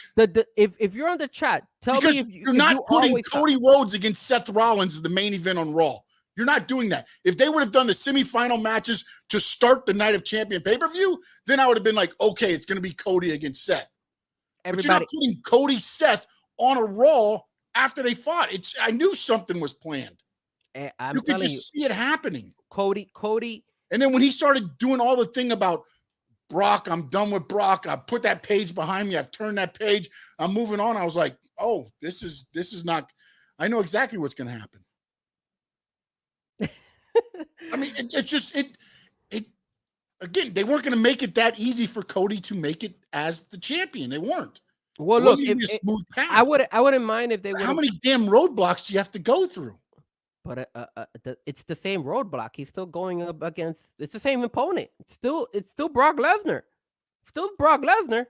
Now, does it make sense for them? The Brock Lesnar saying, "Hey, like kind of challenging him with the mic and all that." That was stupid. My face, Cody. Look at my face. Yeah, we're gonna fight. That was dumb. I didn't. You beat him up. You say after you beat him up, you tell him, yo, I'll see you at Night of Champions, and walk out, and then you're done. And then you don't show Cody again. And then all of a sudden you make the announcement, hey, WWE has agreed to go ahead and put Cody versus. Then they showed Cody getting worked on with Sami Zayn and them in the thing there. Then they interview Cody again. That I agree. That little sympathy stuff is kind of and then also like I don't know that I want to watch that again. That I agree with you, man. Cody against Brock at a pay-per-view for what? But keep in mind, he beat him by just grabbing his tights on that roll up, and that's it. So if you're gonna beat him that way, obviously Brock Lesnar is not gonna let himself get beat that way. He's like, yo, you better beat me the right way. You got a cheap win on me. I'm gonna come back and beat you. So it makes sense for them to keep the storyline. The problem is the Night of Champions is right around the corner, so you're gonna have to see it like immediately. Now, are they going to continue that same storyline after Night of Champions? Do you think that they'll continue with this? Do you think Brock Lesnar is going to win that fight? Do you think Cody's going to win that fight? Because now I'm a little bit suspect as like saying, okay, if Cody wins, I hope they move on from it. Don't push it because there's no need for it. But then who does Cody go up against next? No, at this point, I think what's going to happen is it's going to be a no contest. Lesnar's going to destroy Cody somehow, and then they run it back at the next pay-per-view again. Oh, man. Maybe a Hell in a Cell or something to where there's going to end up being a defining moment, I think, in this feud somehow. But again, I don't know. I don't like it, man. I'm not saying that they had to move on. I thought, look, with the way you ended that pay-per-view, you could have ended that pay-per-view so much better. I think your hostility is against the way they ended that pay-per-view. I don't think they did a bad job bringing in. You ended it that way to give me that shit on Raw. They needed to make Raw relevant. Next night? No, man. They needed to make that tournament relevant. When I saw Cody got pulled out by Brock, I was like, oh, there it is. That's what I was expecting. It just took an extra show for them to show it. But exactly. So why not destroy him and just say, hey, Cody's out? Because you had to make that Or why not tournament even during relevant. opening promo when Cody's there by the belt and Seth comes to the ring? Why not have Brock come out right there and just start destroying him? I mean, they wanted. Then you have to replace him quickly in the match. Somebody goes in a tournament that doesn't belong. Finn still pulls off the victory, so it's still Seth and Finn. That's what I'm saying. Is like you gave us this when anybody that understands pro wrestling usually is going to be like, okay, Cody's not getting this win. And then when I saw him hit three damn crossroads on him, dude, you hit 2 on Brock. You're going to hit 3 on The Miz? For what? Yeah. Do you know what I'm saying? Like, and I was just like, all right, something, and then sure enough, 1, 2, and he pulled him out. And it's like, and you could hear the crowd actually come up. And then they piped in noise as Brock is beating Cody's ass. Yeah. To make the crowd sound louder. It's like, why? Bro? Well, but that Jacksonville crowd, man, that Jacksonville crowd kind of dropped the ball a couple times. Like, not to divert. They're AEW, most of them guys. Not to divert, but remember when Seth came out, they couldn't even get the chant right. They were like messing up on the chant. So, and I guess that's his new gimmick. I guess that's Seth's new gimmick. Yeah, I guess they cut the light off in the thing, and they serenade him. So, which I think is dumb. I don't think they need to be doing that every single time. Yeah. So, but all right. So now we also got as we said, Seth Rollins beats Finn Balor. He's on the Raw side of the Monday Night Tournament side. Yeah, but I can't get my. So now we got the SmackDown one. So now we got the SmackDown one coming up. Do you have the matches for that one up? Yeah. So I got AJ. Is AJ versus AJ and Edge and Rey Mysterio, and on the other side it's Austin Theory, Bobby Lashley, and Sheamus. All right, so I could see. I'm gonna go AJ Styles and Bobby Lashley. I'm a little bit Nate G. Yeah, that and on the side note, don't insult the Jacksonville fans saying that's AEW crowd. That was all WWE crowd, okay? That's a Jacksonville no, that was Daly's place right there. Them Daly's place people. Even though you saw Cody put that he gave that little small little reference of during COVID. During COVID.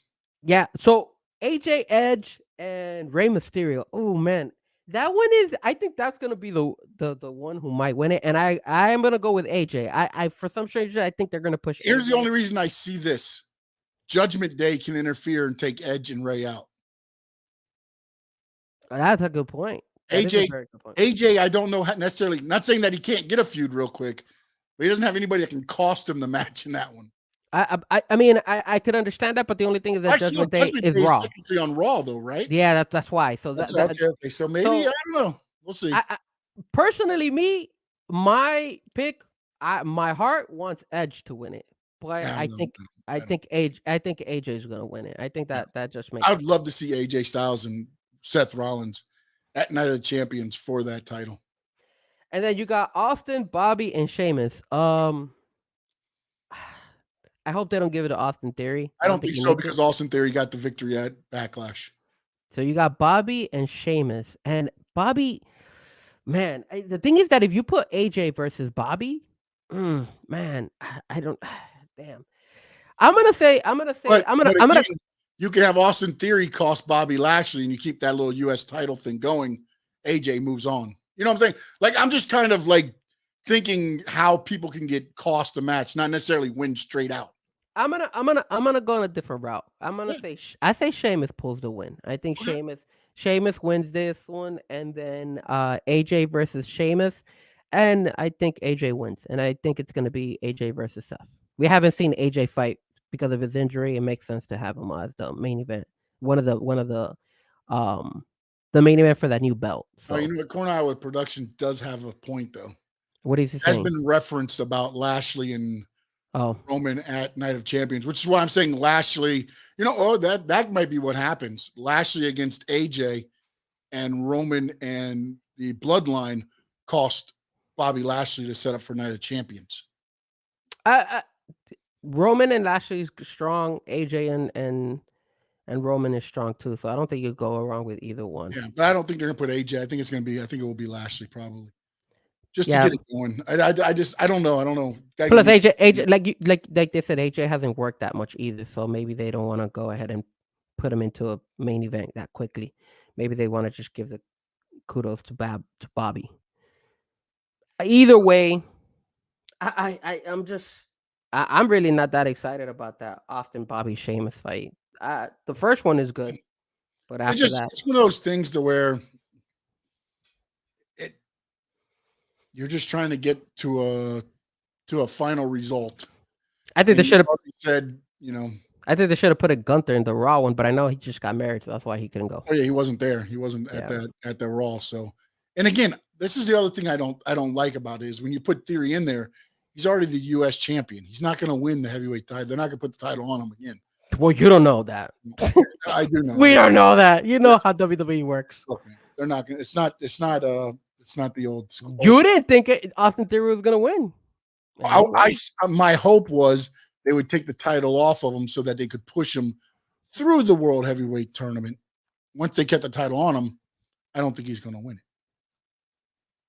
So, sorry, I was hitting the wrong button. All right, it's time. Frankie, watch the halo appear. AEW time, my friend. There it is. AEW time. AEW. So, there's go you got the stuff. Oh, real quick. Cornell said also, I thought Brock was a warrior. Why does he care about what he looks like? It's the new Brock Lesnar, man. I loved Cowboy Brock Lesnar, but that's long gone, and now you get this Brock Lesnar. So now AEW, Frankie Frezko, take it away. All right, so you know that I always have to start with our CM Punk watch. We should make like a banner for CM Punk watch now. Okay. So let's talk a little bit about our boy CM Punk. So apparently there was some controversy about Tony Khan and CM Punk, and about a couple weeks ago, you know that CM Punk was at Monday Night Raw. You and me debated about this. You were saying that why the hell is he at Raw? That he could just text message some of these guys, maybe see him after. I said it wasn't such a big deal being at Monday Night Raw. It was in Chicago. It was in his hometown. Why in the world should anybody give a damn? Like, he's just there to say what's up. Like, hey, man, he used to be WWE. So what's the issue? He said was bad. True, I get you. WWE every chance he's gotten. But he's not on the show. He's just going there to say what's up. I mean, it's like when you go to like when you see an artist, maybe you had he had a bad show. That doesn't mean necessarily I'm never gonna go see him again. I might, if he's around the corner and I see him, I might go check him out and be like, okay, well, it's not so bad. But you're going to sit in the crowd. You're not going to go backstage and be like, hey, Bad Bunny, what's up, buddy? But CM Punk is not gonna sit in the crowd. I mean, if he is gonna go in there, he's gonna go talk to him. Ticket, then don't come. So, rumor is that Tony Khan. Now, what do you think about this? Did he know that he was gonna be at this show, or is he bullshitting us and just trying to say, "Hey, man, what's going on with this guy? This guy kind of disobeyed and just went out of his own way." What do you think? What do you think? Do you think he actually knew about CM Punk going to Monday Night Raw? I mean, look, Tony Khan to me is a super fan. So it would not be surprising to me if CM Punk said, hey, I'm coming back to AEW, but before, let me get my name in the headlines. I'll show up at Raw. I'll show up at Impact. And then what is everybody talking about? CM Punk is back in the headlines. And then I'll boom, now the new show's coming out. It's supposedly going to be about CM Punk. So I could believe that. Now, I would believe that maybe CM Punk probably pitched it. But I could believe Tony Khan would be like, okay. Do you think it was needed? No. I personally think I told you what I thought, what I would do is, and again, it's probably not going to happen, but I would have had, like I said, all of a sudden the show comes on and the Young Bucks are laid out. Then later on in the show, Kenny Omega's laid out and everybody's like, what the hell's going on? Boom. Go to the next week. Whatever you want to do, however you want to set it up. Maybe you set up FTR against the Young Bucks, and then a masked guy comes in, lays them out, they're beating them down, take off the mask, and it's CM Punk and FTR beating up on the Young Bucks. Here comes Omega. Now you've got the 6-man tag.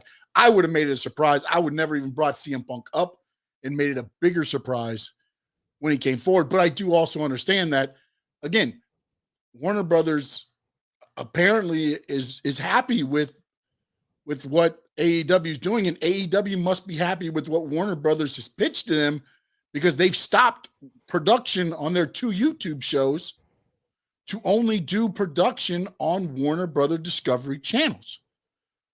So now they'll have the 3 shows, Collision added, I guess is what supposedly the working name is going to be, Rampage and Dynamite. So obviously the working arrangement is okay. So I don't know that you needed to do it. I still think they could do it, because especially how they're selling this Collision type of show that it's going to be a split roster. I still think you could still do it by going backstage and like knocking out Kenny Omega, stuff like that. Only if that's going to be the main event for probably that Wembley show, which I don't think it is. No, well, I mean, look, dude, to be honest with you, look, you got an all-out pay-per-view the week after. You've already sold, what, 60-something thousand tickets without show being announced? I would go to Wembley, have great matches, but I wouldn't make it a pay-per-view style event. I would have some bigger matches, don't get me wrong, because you need to get the people to buy back. But it just, to me, if 60,000 people already paid for it, they don't even know who's going to be on the damn card. Yeah. I get you. And then the other thing we need to also realize is that they're thinking about. To be honest, what I would do, honestly, real quick, I'm sorry to cut you off. No, go ahead. That damn freaking 4 Pillars match, I would move it to the Wembley show. But the thing is that you can't drag that story right now because they kind of gave it away already. Well, the pay-per-view, it's at the pay-per-view. No, but I'm saying a week after Wembley, move it up. Yeah, no, but move it up a week. Because do you think that should be one of the fights at Wembley? Those 4 pillar match? Why not? What are you gonna do with the prior show where they're supposed to? What's gonna headline that then? They're not headline. That 4 Pillars match is not the main event at All Out. Why not? If it is, Tony Khan needs to wipe his glasses. How can? I mean, it's for the belt, the AEW belt. I get that, but nothing about that says I'm staying up till midnight to watch those 4 fight. Listen, I get that the betting odds and all this crap about pro wrestling is crazy. You know what MJF is right now to lose his title? No. -5,000. I've never seen that. Even on pro wrestling, the highest I've ever seen is like -1,250. He's -5,000. He ain't losing that belt. We all know that. No, but it's like, so why not move it up? You got All Out the week after. You do that match there, and then build up, do another match, have MJF defend the title against somebody else at the pay-per-view. I mean, that is a possibility, but I don't think they're going to do it. It's not going to happen. But I don't think they're going to do it. I would, because what else? What are you going to do, man? You cannot have those 4. Look, I'm not taking anything away from them. They're all great athletes. But that is not a match that I'm going to sit there and be like, I'm getting that pay-per-view because that 4 Pillars match. That 4 Pillars match would be better than that Cody Brock match on Backlash. I can tell you that right now. I didn't get the pay-per-view for Cody and Brock. There you go. So if they did it for WWE, they're going to do it for AEW. You're not going to get. No, I'm not, because I don't have to pay $49.99 for a freaking pay-per-view. Well,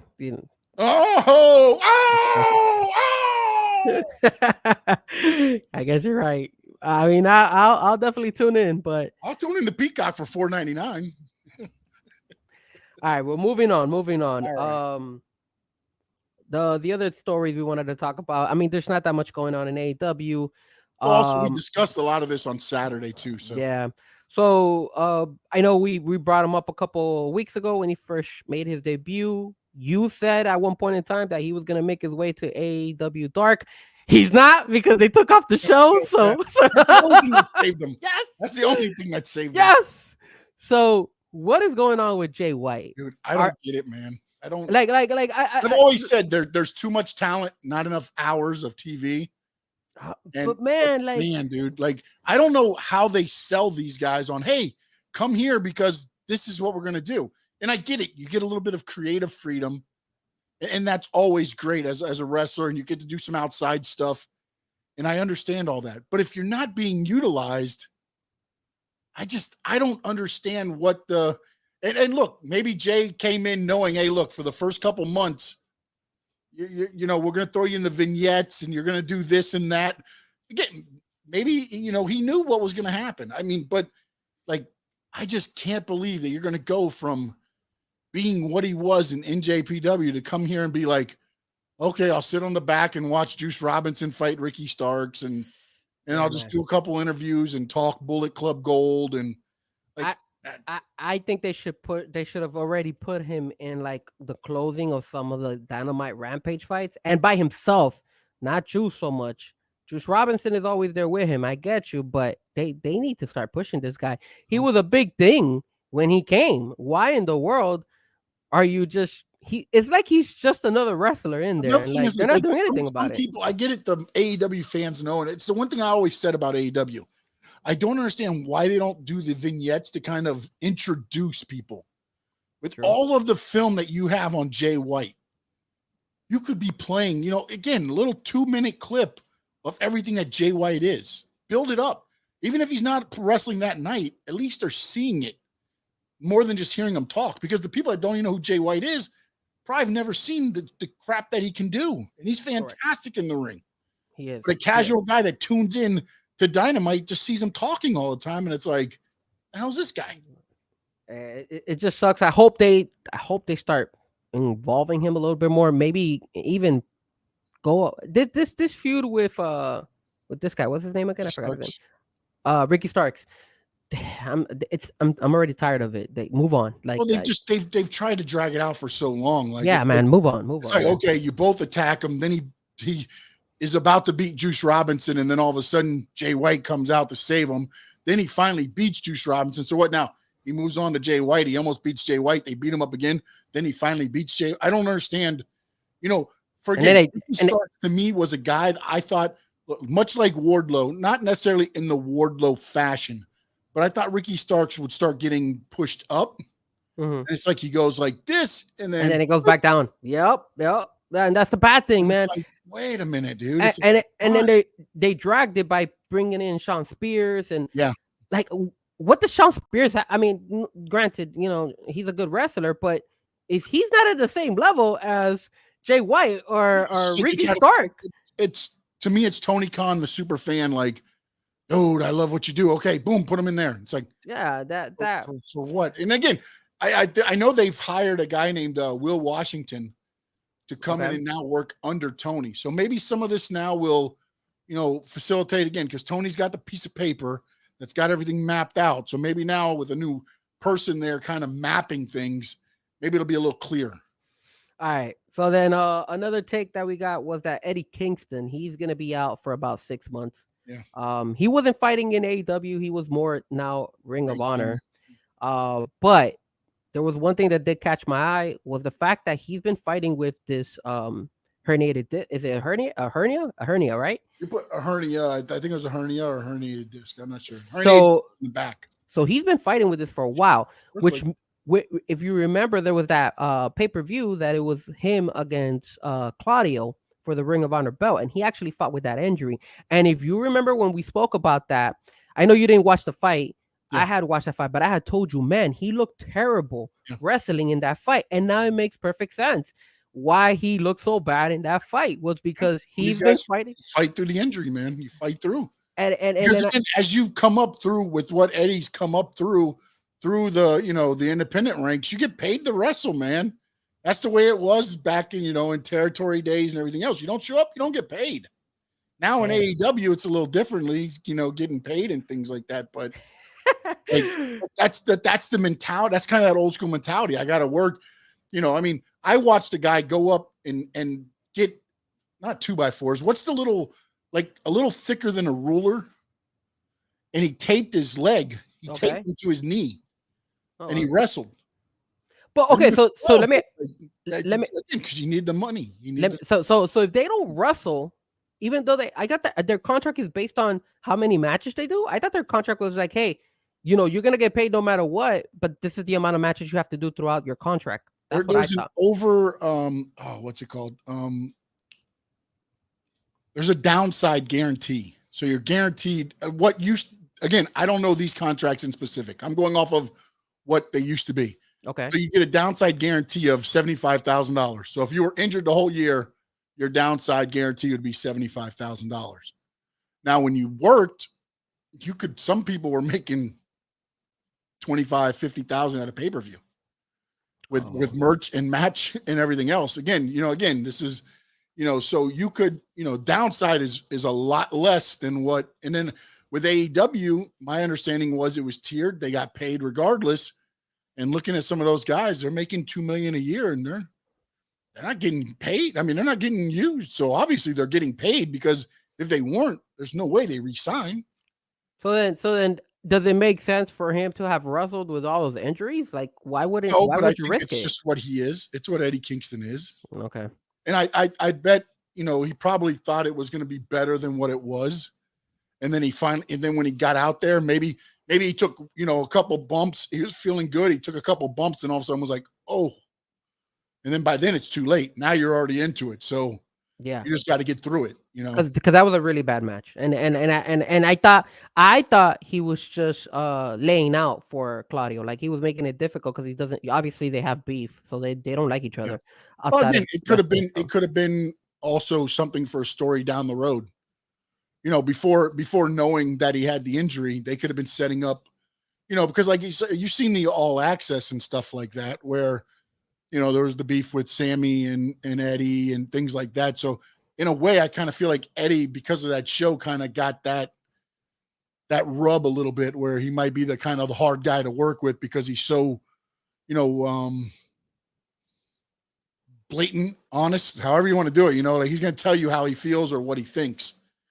So, again, not saying it was, the injury then, but maybe they were working on it being a story, and then the injury happens. So now it's just a little bit of a merit to what was going on. The problem with Eddie, in my opinion, is that he comes across like what you were talking about earlier, Conor McGregor, it's his way or the highway. And I think that hurts him a lot, because he's a good wrestler. I like his character.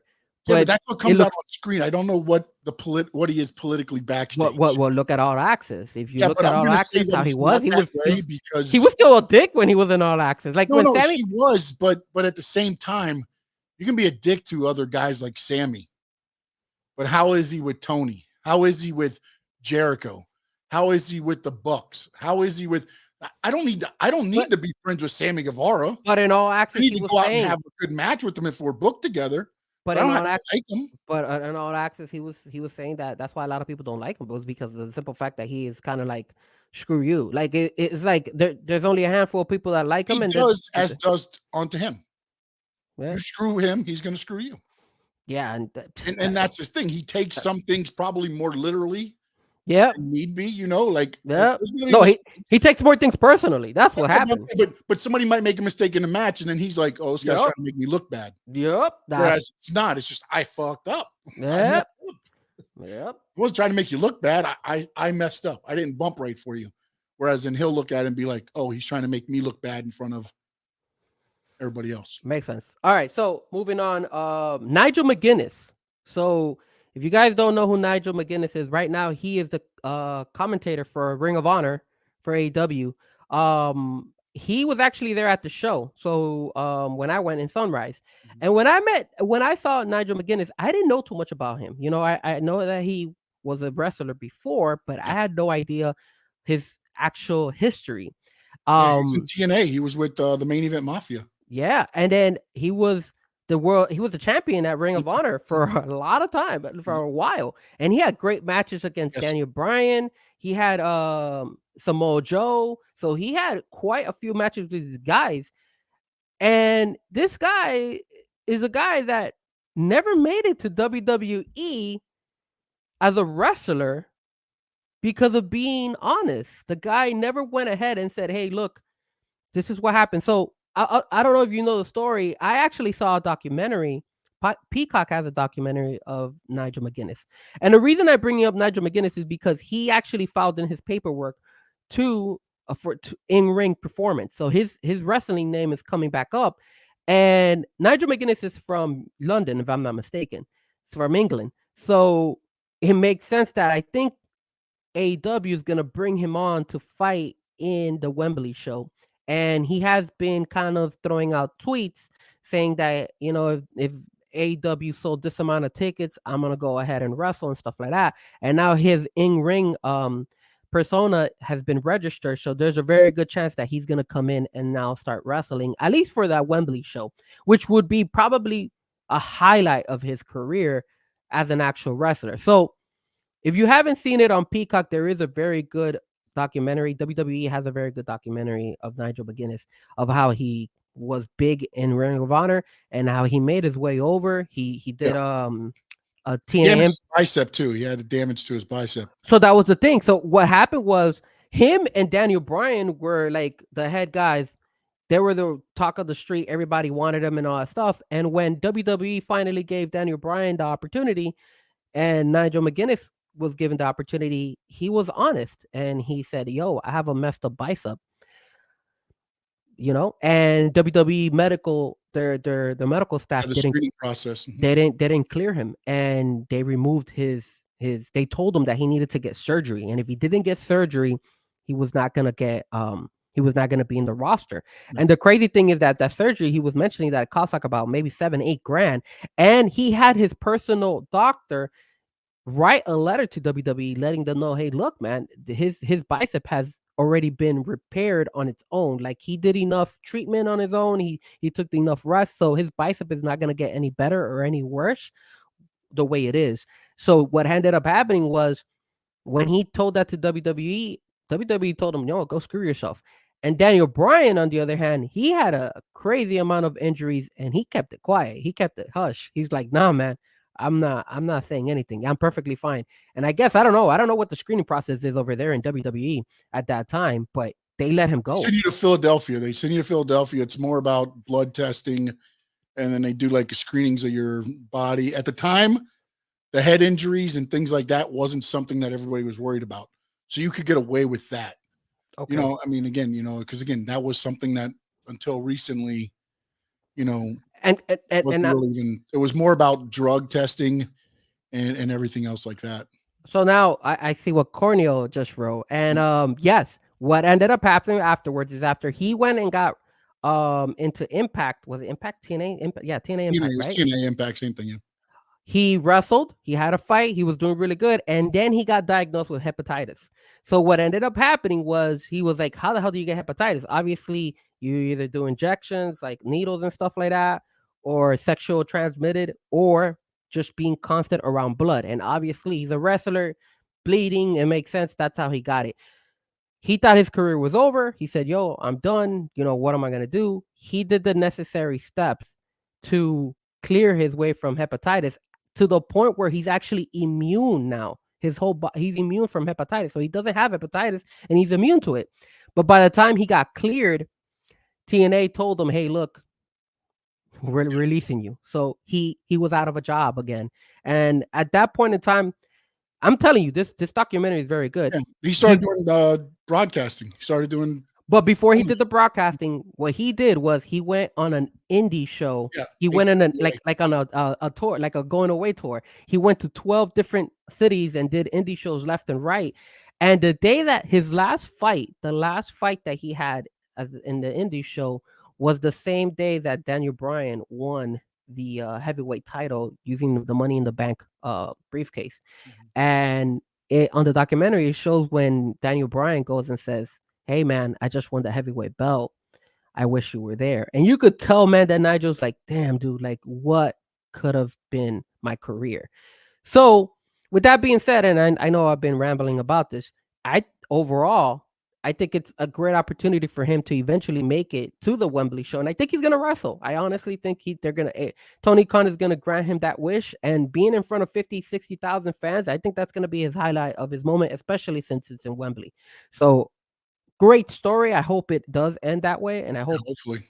and it will be an amazing run for him when it But comes they to that. definitely need to do something soon if they're going to do that. Why? Why you say that?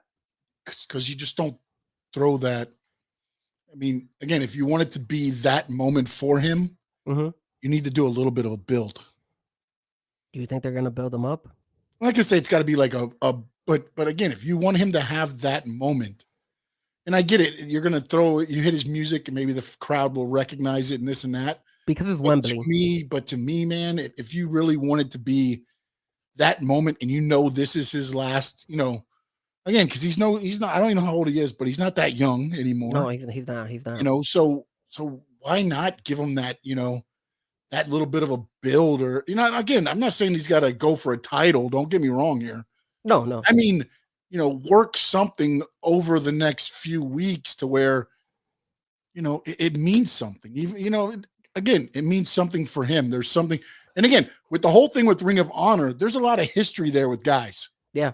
So you could tie something together. I'm not saying, again, not saying it's got to be for a title, which is why I don't recommend Samoa Joe, even though I would love to see that match again.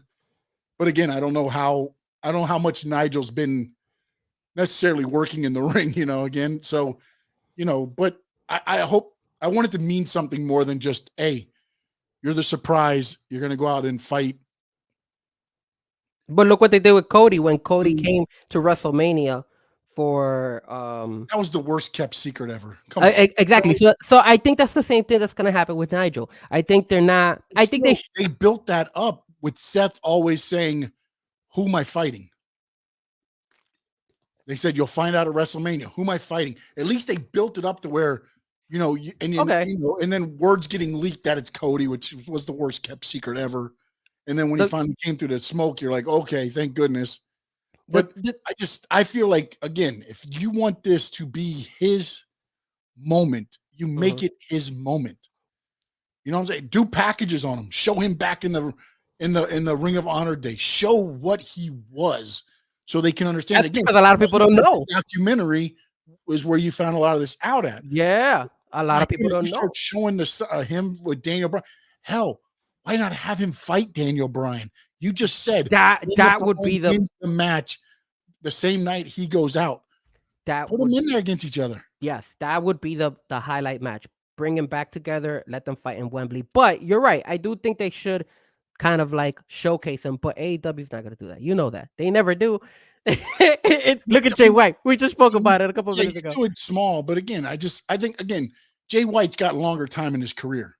If you know this is kind of the big, this is his WrestleMania or whatever you want to call it, his all out, his all in or whatever they're considering their big thing. I would, again, depending on how much respect you have for him, you make it that meaningful to him. Yep. Show him what he means to you.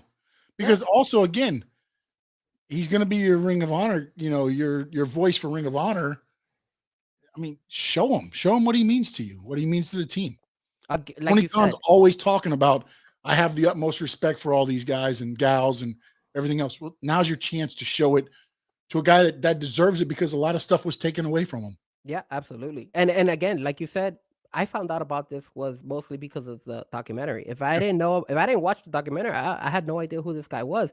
I mean, I knew that he was the commentator for Ring of Honor, and I knew he did commentating for WWE, but that's all I knew about. I didn't know his history. And if you really look into it, you start realizing, this is a great wrestler that never made it. And the documentary is called The Last of McGuinness. Yes, correct.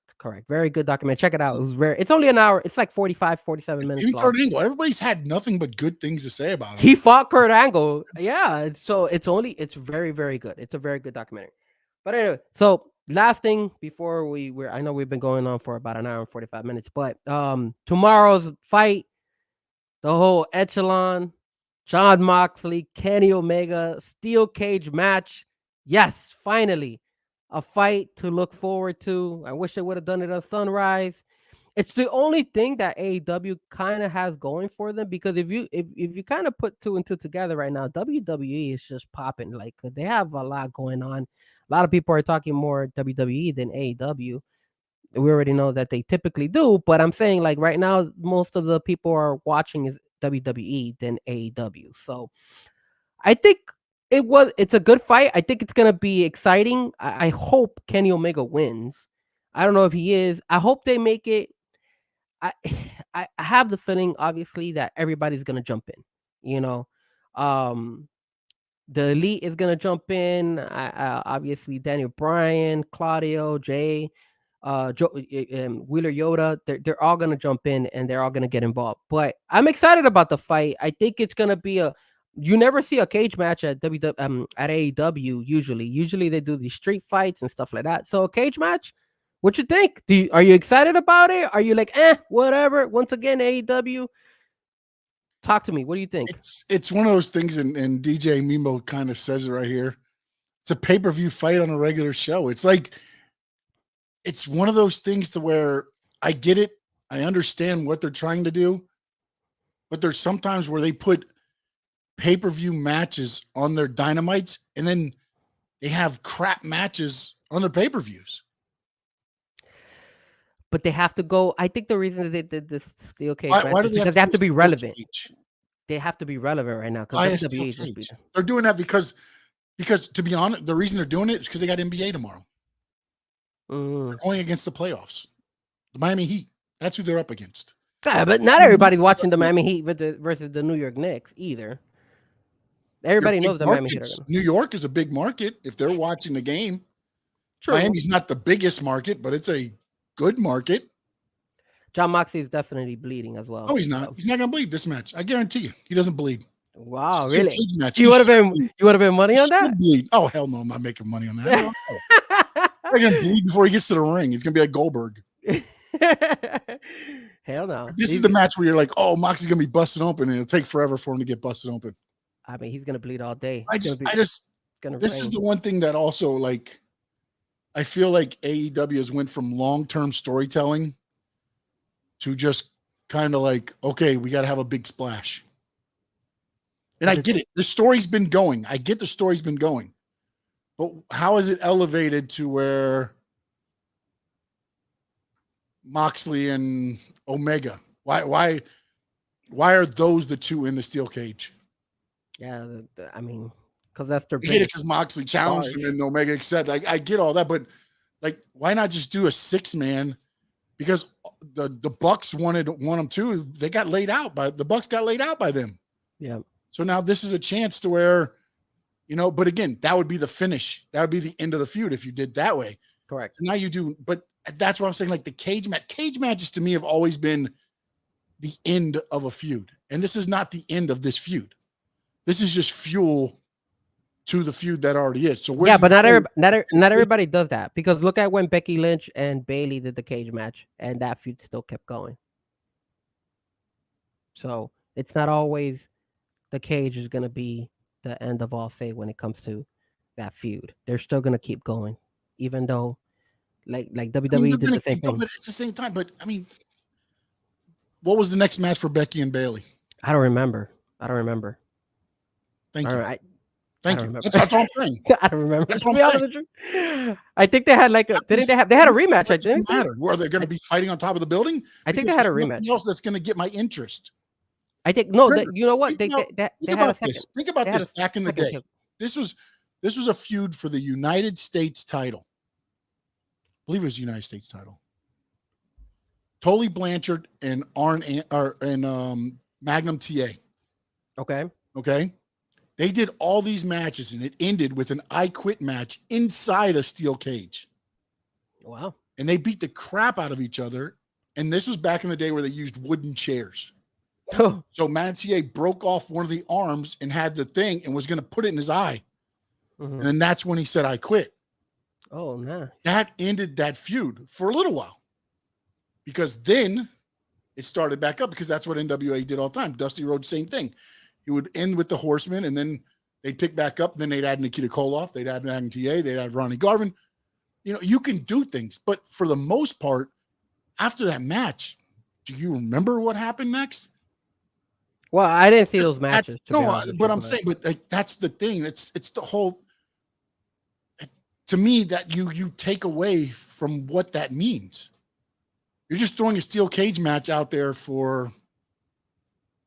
But I think they're doing the steel cage matches because, like I told you, right now WWE is hot, so they need to be relevant. And one match doesn't make you relevant. But it at least brings some eyes to the show. Like the first thing I said to myself, I was like, damn, why didn't they do that match here at Sunrise? Because a steel cage match is a steel cage match. You want to see that. Like that's not a regular Monday or Dynamite type of fight. You know, that's a hit here in the Blue Moon type of fight, you know, or pay-per-view, like you because said. It should mean something.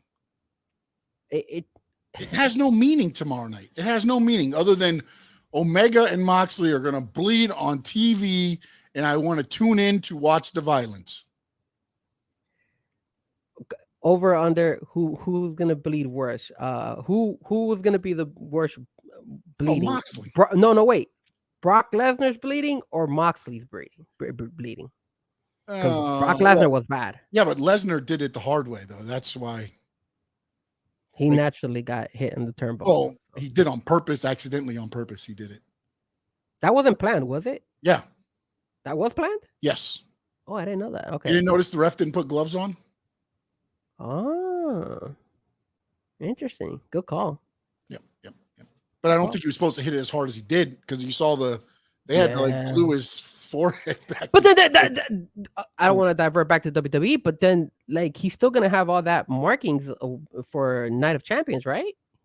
Yeah. Or do you think those? Yeah, so he's gonna fight again. So he's probably gonna go ahead and bleed again at Night of Champions. It might heal up a little bit. It'll probably heal up by then. But yeah, but that's pretty much it. Who you got? Who you got though? Before we end the AEW segment, Moxley or Omega? I think it's going to be a total crap show, and nobody wins. They're going to come out. They're going to get in a cage. They're going to beat down Omega till the Bucks can climb over the top, and then all of a sudden, out of nowhere, Hangman Page's music is going to hit, and they're going to even up the sides 4-on-4 heading into the pay-per-view. I say I like that. I hope it does happen, but I do still think there's going to be a winner, and I say Kenny Omega pulls the W. See, I don't. This is my only thing with that. If you do a winner, then you're saying that group is better than the other one. Not necessarily, because once the win is going on, that's when everybody jumps in, and then everybody steel starts. Cage match. It means something. I mean, if you beat them clean in a steel cage match. No. I still think it's going to be kind of shady the way I think they're going to do something in order for Omega to win. But I think Omega's about to get the win, and that's when they hit the ref, grab the keys, get in the cage, lock the cage themselves inside, so that the Bucks have to climb up and scale it. That would make sense. I don't think that. I just don't think there's as much as I want to say that. I know AEW is going to give you a clean cut winner. Yep. I don't feel like you need to give a clean cut winner in that match. I agree. If you're trying to set it up to mean more down the thing, because then, okay, Moxley gets pinned by Omega, so your best guy is better than our best guy. That's true, but I agree that they should have the 4-on-4 eventually, and that's what should be. That's the what next. they're leading to. I guarantee. I have a feeling, Adam, unless he's hurt again, Adam Page has got to be coming back before the pay-per-view. Yeah. And then that's going to be like an 8-man tag. And they might even, again, it's your pay-per-view. War Games, that shit. Throw that in a cage, whatever you want to call it, AEW, whatever you can call it, War Games. I get that. But again, that match, those 8 guys need to end that feud if that's what you want to do. That's the only way you're going to get Sean to buy that pay-per-view. No, I won't even buy it then. I might watch it somewhere, but I ain't going to buy it. I will not buy it. I'll not pay $50 for a pay-per-view. Everybody wants to sponsor and buy the pay-per-view for me. I'll watch it. Crazy. But yeah, man. What else we got? The way Lesnar bled him back. Yeah, because he busted his head open. He ran right into the pole he ran into the buckle on purpose. Now, I don't know whether he thought he was going to have as much momentum as he had and he miscalculated, but yeah, so. DJ Mimo says Moxie got in the bag. So there you go, buddy. All right, your performer of the week. Hey man, I know we spoke about it earlier today, but I gotta give it a Bad Bunny, man. Bad Bunny did an amazing job on Saturday for Backlash. As a matter of fact, he did so great that your boy Frankie Frezko bought himself a Bad Bunny WWE shirt. Hopefully, it comes in this week. I will try to wear it next show. But he look at Sean. I did buy a Bad Bunny WWE shirt. I didn't get the LWO one because I know that if I wear the LWO shirt, like our viewership will go down to 0. So that's why I thought I'm about so that. upset you haven't put the mask on again since the last time. You're supposed to put the mask. So because I know that LW shirt is jinx, I didn't want to buy it. I mean, I could just imagine I'm probably walking my dog and get attacked by another dog because of the LW shirt. I was gonna say, if Rey Mysterio wears the LWO shirt into the match, we know he's not winning, right? Oh, absolutely, he is not. He is not winning that. So that's why I did not go with the LWO shirt, Bad Bunny shirt. I bought the Bad Bunny shirt. He had a cool one where he has like they have like all the stuff that he brought out, the Kindle stick and all that stuff. It was a pretty cool shirt. So I said, hey man, you know what? I'm gonna support WWE. I'm gonna support Bad Bunny. So I bought the Bad Bunny shirt, and I was sold with his performance. I think eventually he should come back and probably do another performance, but not right now. A little bit later down the road. But my performance of the night or of the week was Bad Bunny. Good deal. My performers of the week, nothing to do with wrestling. The crowd at the PLE in Puerto Rico. Okay. They are my performers of the week for SmackDown and the PLE. That was electric, man. That was, and it wasn't like I got it. They went up an octave when Bad Bunny and Zelina Vega came out, but they were also involved in it. Everything else, I just think they got worn out by the time they got to the last 2 matches and just said, hey, thank you. You showed me what I needed to see. Now we'll just finish watching the pay-per-view. But they are my performers of the week. Frankie Frezko, parting shots. I hope Carlitos gets signed by WWE. Not gonna happen. Why? Give that man a contract, bro. Did you see his tweet? He tweeted out saying, "I'm gonna have to start charging more for my indie shows." Yeah, no, I mean that's what he's gonna do. But I mean, he's not gonna look. If they go to Puerto Rico again, he'll probably be back for that. But I mean, for what are you gonna do with Carlito, man? I get it. He got that pop. But he's cool, bro. He is cool. He is awesome. But if that's not in Puerto Rico, is it the same pop? No, I don't think so. I guarantee he gets a pop, but I don't know if it's like that. Yeah, I don't know if it's as electric as that. Yeah. I mean, they hit the spot when it came to bringing in those guys as surprise guests. But I still think Carlitos, hey man, you could bring him into WWE. I think you could make good feud with a couple of these guys. And then shout out again. We spoke about this right before we got on the show. My boy Dominic Mysterio getting that dub. Yes, sir. He took that W. We spoke about it on Saturday. Because of Rhea Ripley. We spoke about it on Saturday. He weaseled his way to a victory. Sean did not want to believe me, and that's why WWE. That's why you said he needs to be pushed. WWE is listening to me. WWE is listening to me. Dominic Mysterio, you give him a win here and there, he wants in a blue, and they did it. They finally did it on Monday. I don't care how he won it. But but he won it. Do you understand? Like he won it. Do you understand the entertainment aspect of pro wrestling? I understand it perfectly. Do you understand what his gimmick is? He's a weasel. His gimmick wins weaselly, and his gimmick needs to develop to be more than a weasel, and that's exactly what WWE is going to start doing. He's perfect in that role. Look at that. They gave him that W. Hey, what a win. Rhea Ripley. It doesn't matter. He still won. That's all that we need. Baby steps. I told you this, Sean. Baby steps. You work his way up, and hey, man, a dub. What you think about that? I know when you were watching Monday night, you must have been like, damn, Frankie again. Called it again. But that win does nothing for him. You don't think they're gonna start bringing a feud between him and this guy from the New Day? Yeah, of course they will. They're gonna keep bringing it up, and now he has a good reason to be more relevant than that Weasel role. Just makes sense.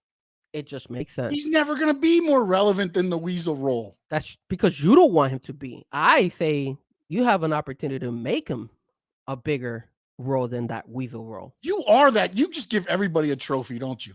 No, I do not. Everybody gets a participation trophy. He is. You're the one who just wants to just put him down and just leave him there and not take opportunity of. No. I'm not putting him down. What I'm saying is that's his role. But his role can be developed. He's damn good at that role. He doesn't need to develop the role. But again, you're gonna advance Dominic Mysterio to what? The U.S. title picture? Eventually to be one of your biggest heels in WWE. They already hated that. God Almighty!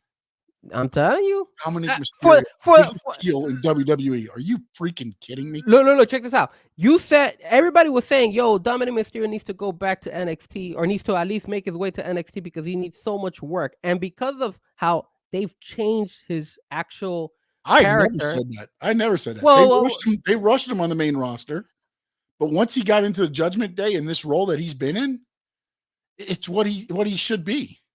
I mean, what are you going to buy next? Dominic Mysterio wash rags? You can Dominic your body. Boss B has a good point.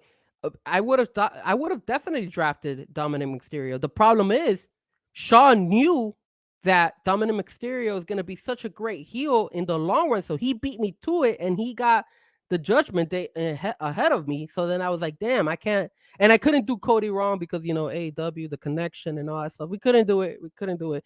But still. What a great win for him. It's gonna happen. He's gonna keep winning from time to time, and I'm telling you, they're gonna start building him up. He needs to talk a little bit. He'll get better with his mic skills, and he's gonna eventually be one of the biggest heels in WWE history. And when he becomes one of the biggest heels in WWE, Shawn is gonna be like, Frankie, what is going on here? Frank, you hit it on the nail. You hit it on the nail. I cannot believe it. Nick is right. Bring him over to AEW. He will be even better in AEW. He'll be right there with Jay White sitting in the back and catering. No way. They got to do something with Jay White. Jesus. No, but shout out to my boy Dominic Mysterio. He got that dub. Shawn is excited as well. He knows it. Baby steps climbing to the top. Let's go. Official DJ Mimo, Nicholas, Boss B, WD Jr., Corn Iowa Production, Nate G, Anthony Manzano, let's see, Josh, Gilbert Martinez, Karen, Nate G, Terry, my dad, and everybody else in the chat. Thank you guys, man. As always, you make it worth everything. Also, if you get a chance, possibly, if you would, swing by, check out SquareCircleDigest.com. It's under construction still, but it is started to roll out. So you can check it out, SquareCircleDigest.com. And we appreciate you all. Frankie, anything else? Go Dolphins, go Heat, go Panthers. I'm going to try to make it to the Panthers game tomorrow. I should take a Square Circle Digest. I should take the Square Circle Digest sign again. show up in the Panthers with it. They're like, who the hell is this guy?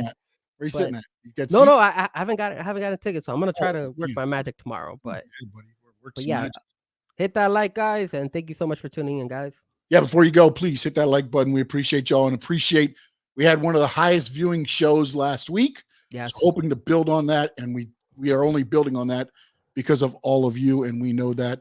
So we appreciate all your support. I'm sorry, it looks like I'm having an earthquake, but apparently, throughout the whole what's happening here, and it's. You've been throughout the whole show. It's been like that. It's been like going up and down. I'm like, what is Sean going on over there? I moved my rug and the desk is not on there. So every time I put my hand on the desk, yeah, there we go. Yeah. All right. Oh man. My fault, guys. There's no earthquakes, nothing going on over here. I just gotta keep going like this too. Yeah, you want to keep this just But as always, we appreciate each and every one of you. Again, follow us on our social medias at Sean_Stanley11 at Frezko Music. And no, I'm not on a waterbed. I cannot be on a waterbed right now. But hopefully that's all healing up. We will talk to you next week.